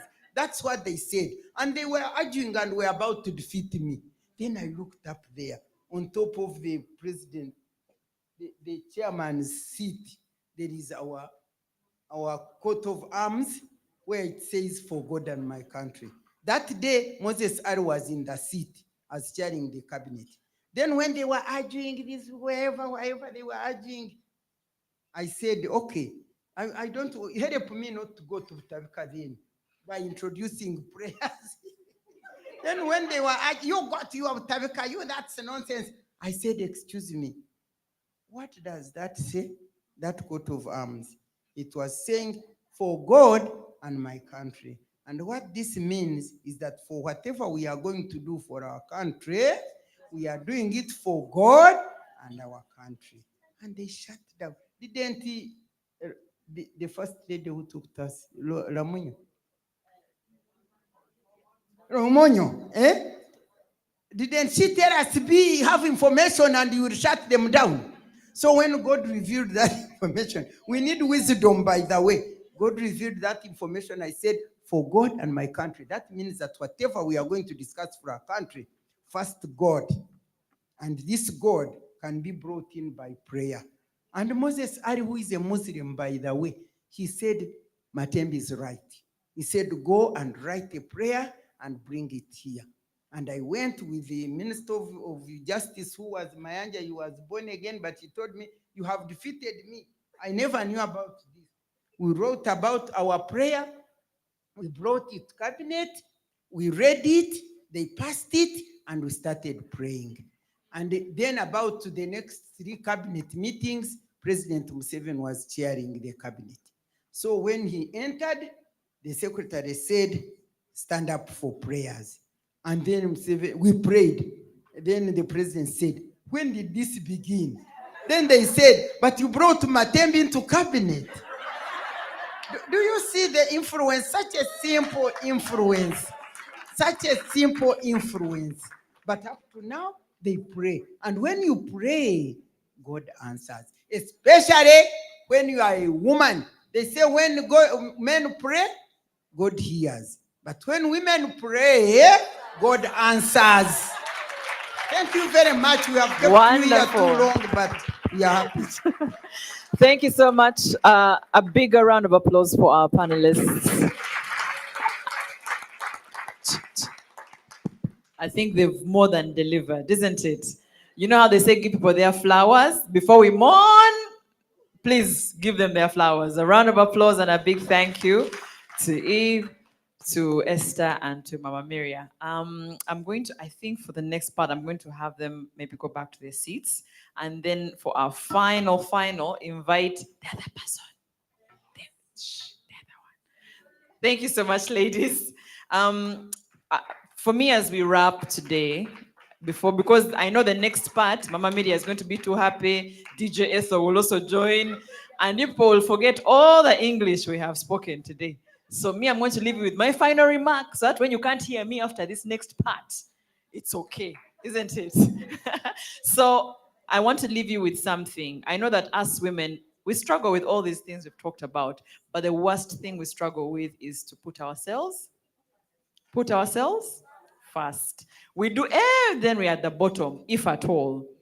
I've been studying something, and it's by a great man called Stephen Covey. I think he's deceased, but his books and his work lives on. The seventh habit, or the seventh thing to master, is to sharpen your saw. And he made that joke where he says that if you're driving from here going to Acacia and the light of the fuel is yellow, would you say, I'm too busy to get fuel? You wouldn't. What would you do? In fact, you would panic. And you start, even where you know there's no petrol station, you just, because you must, for you to be able to get there. You are the car, and sometimes you're blinking yellow. You're not too busy to fuel. So it's not about removing everyone on the list. It's about fueling before you continue. So if that fueling is DJ Ethel, if it's a frigo, if it's nails, if it's sleep, if it is whatever it is, fuel before you continue. Every single day. If you can pour into anyone, you can pour into your. That's all. For me, I didn't have any other English to give you. Thank you. You've been a wonderful audience. I'd like to invite my final and wonderful guest. I know she's a woman. Obviously, she has a lot to tell you in her years of experience as a woman and as a woman of talents. Hey, what it means to go through life. So you will excuse her if she wants to say a word or two before she gives you the talent. Obugalo for Joanita Kawalia. Yeah. You thought you'd be here and you'd go without eh. Eh.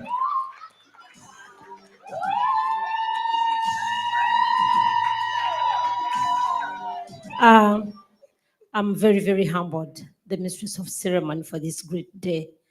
And just like Honorable Mama Matembe talked about, seeing women around after all the struggle, maybe it will be next time to tell you the history of art, what we are thinking of people in the music industry, and how actually disproved them. Because in the past they said, when you're a musician, you should be a prostitute. You shouldn't get married. You shouldn't get children. I've got a daughter and a son. I've been married to Christopher for 28 years now. And I've been in Afrigo since '89. I joined Afrigo when my elder sister called Margaret, who is in German, and my late father, we used to come as a family to Afrigo. And it is me who actually remained there. What is funny, all the girls in my family can sing, but the boys can't sing. So, and my daughter, Whitney, now she's singing. You'll see her soon. And just like Honorable Matembo said, that whatever you do is what you do. And there was a time when I was launching my songs and people were like saying, when you see Joanita there, she's going to sing about HIV. I'm an advocate of HIV, and I'm an advocate of women and human rights issues and domestic violence, things connected to gender. I use my music to say it out. So today, because I know this is the great day, and people are like saying, what makes you look like that? When I was there, Miriam Matembe, Honorable Matembe, was one of the great guests I had when I was getting married. And when she saw me today, she said, you don't grow. I don't grow because because of music. I hate stress. And music is one of the medics to make you feel better.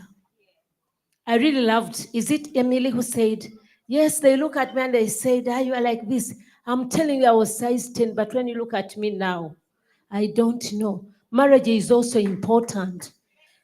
My husband works with the National Calcium Development Center as a consultant, but actually understands me. I told him, I don't drink. The only thing I love in this world is music. I was born in a music family, so let me sing. Then you can imagine he's a person who opens for me after 4 o'clock in the night. And I left my firstborn when I was going for a show in the international show when he was about 3 years. I came back after 3 months. I had forgotten me. So for this young girl, we used to travel together. Maybe that will be the next time. But share as a woman and how do we balance whatever we do, but to make it happen.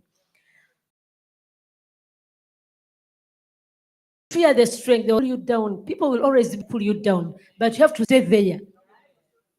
If you don't fight to stay there, people think you have to go. I don't have to go. I have to sing until I will die.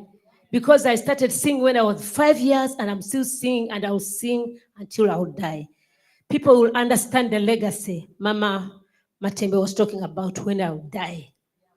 So women who are here and young women, we have to fight for whatever we want to be. Let it be family, let it be job, and you have to put your efforts there. For me, when you see me at stage, this is not the Joanita you are seeing here. This is a different Joanita. And those children I taught when I was still teaching. When I'm a teacher, I'm a different person. When I'm a mother, I'm a different person.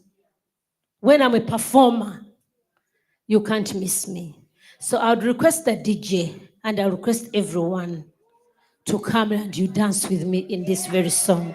Honorable Matebe will be the first one, a song called Jim, and we'll be singing together. So get ready. I'm taking the lead and we go around this room and enjoying the Women's Day as women. I do dedicate this song to every woman in this room. Ready to dance with me? I'm taking the lead. Just follow me.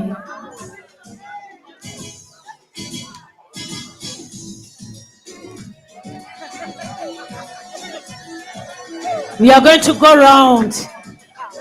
My MC, you know how I love you.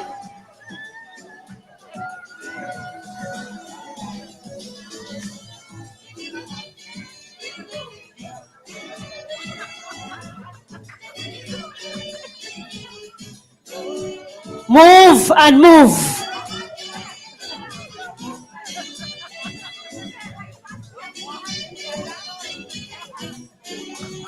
Obulungi bwose bwo Jimu wange bunzije waffe ze Jeni sikyaddayo olwaleero kankubuulire ekyama kyange gwe gwe nasiima nakuumanga obulamu bwange bonna abaali bakwesunga bambi abo nze mbasaasidde ebibyo babiwummule tebandaba nti nze nkwekutte sekako mwattu ku kaseko kange ebibyo bye byange wenna nze nkweyagalira awo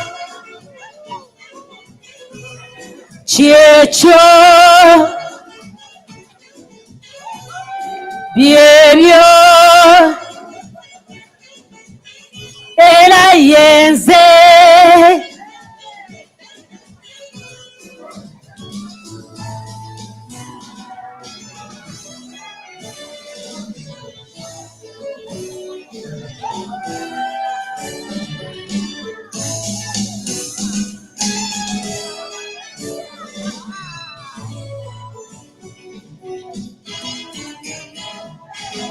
Are you ready to sing?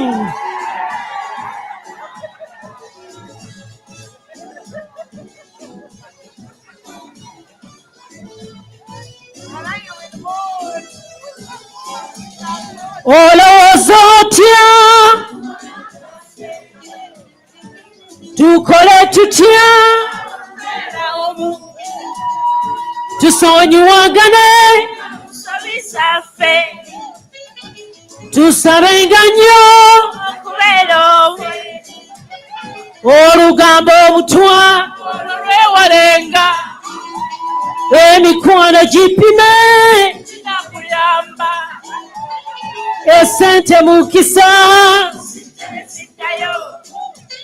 nkuba kukube awo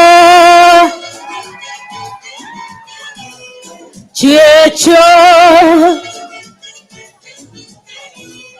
byebyo era yenze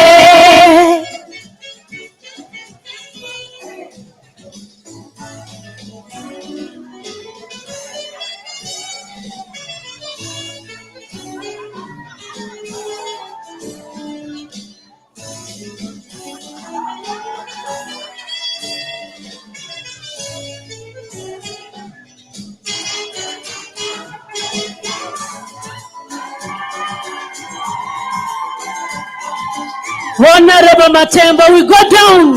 We dance, guys, we go down. We go down, Honorable. We go down. We go down. We go down. People are taking many pictures with Honorable. We go down. We go down. And we move now. Wewalenga nnyo okuya